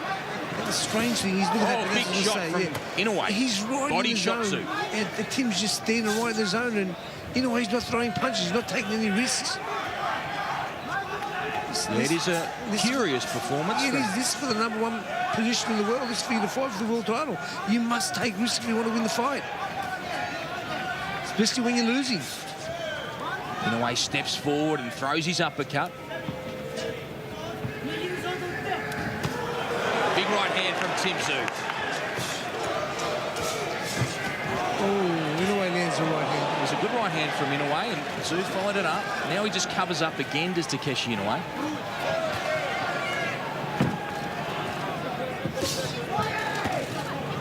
Walking around there with the right hand is Tszyu. And almost gets Inoue turned again and again. He just follows around, and now he switches out and goes to that body.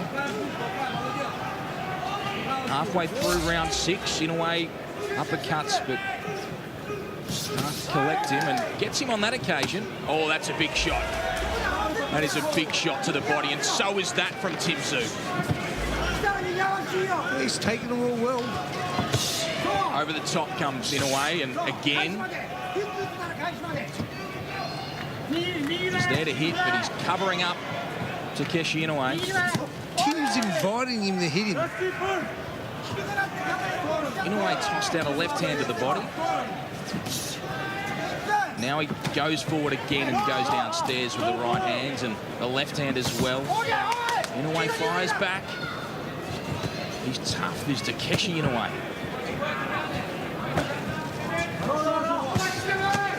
Oh, the exchange. Nice body shot. Brutal shots to the body. Uppercut from Tszyu. Inoue fires back. There's that right hand from Inoue as well. Oh, big left hand and another. 2 monstrous shots from Tim Tszyu, who follows with a right hand. Inoue, well, maybe he's hurt now. These body shots are pouring in from Tim Tszyu.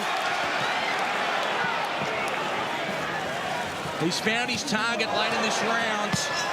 Over the top he comes as well. I believe that he'll open up a little more, and then Tim will really hit him and hurt him this round. Here comes Tim. This is round number 7. So Tim Tszyu against Takeshi Inoue, and he started to have some key moments in that previous round. Did Tszyu produce those body shots he likes so much, and the uppercut was getting through again, and just the signs started to show from Takeshi Inoue, who continues to throw big shots of his own, but takes a couple there. Straight into the body and over the top goes Tszyu. And underneath again. And this is energy-sapping stuff from Tszyu, who's targeting that body like he did against Dennis Hogan, like he did against Jeff Horn. There's a big overhand right that just missed by Inouye. Good shot from Inouye, but just couldn't quite catch him. There's another, and another from Tszyu.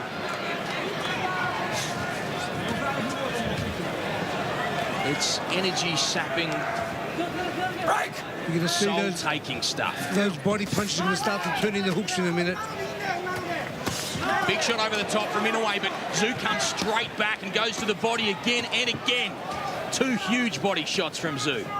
Off the back of the overhand right from Takeshi Inouye.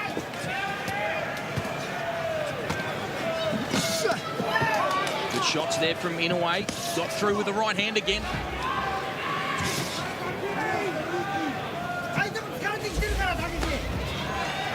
Body shot, Tszyu. That's low, Timmy. That one's called low.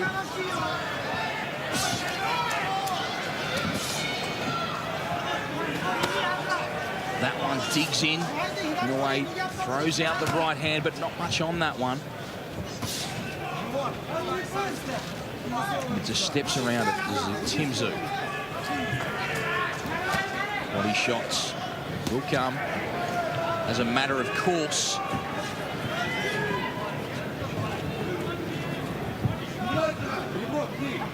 Yeah, Tim's just throwing one shot at a time. He needs to set him up.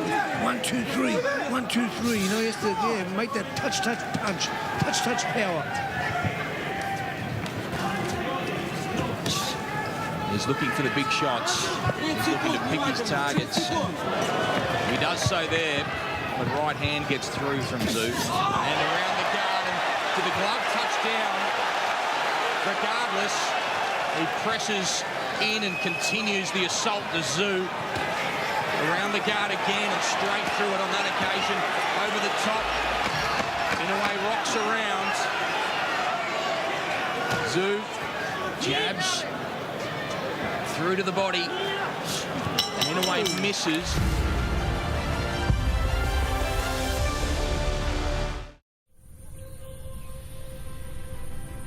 Australia.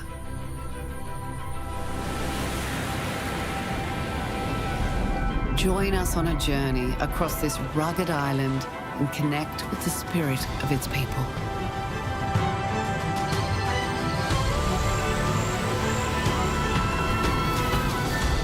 Get ready to experience Australia. Foxtel has the world's greatest sport, but the end of the big game is just the beginning.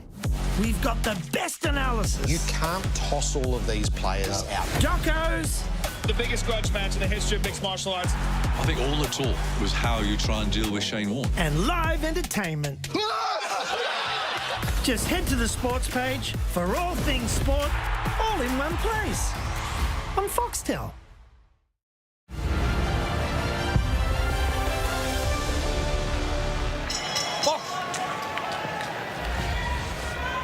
So here we go, round number 9. This one a 12-rounder for a couple of WBO regional belts, but much more than that is on the line. With Tszyu, the mandatory world title challenger, to Brian Castano as we speak. And they do hope that that fight is next if he gets through here tonight as he goes 1-2 in the right hands. Just collects some of Inouye as he gets pieces of it on the gloves.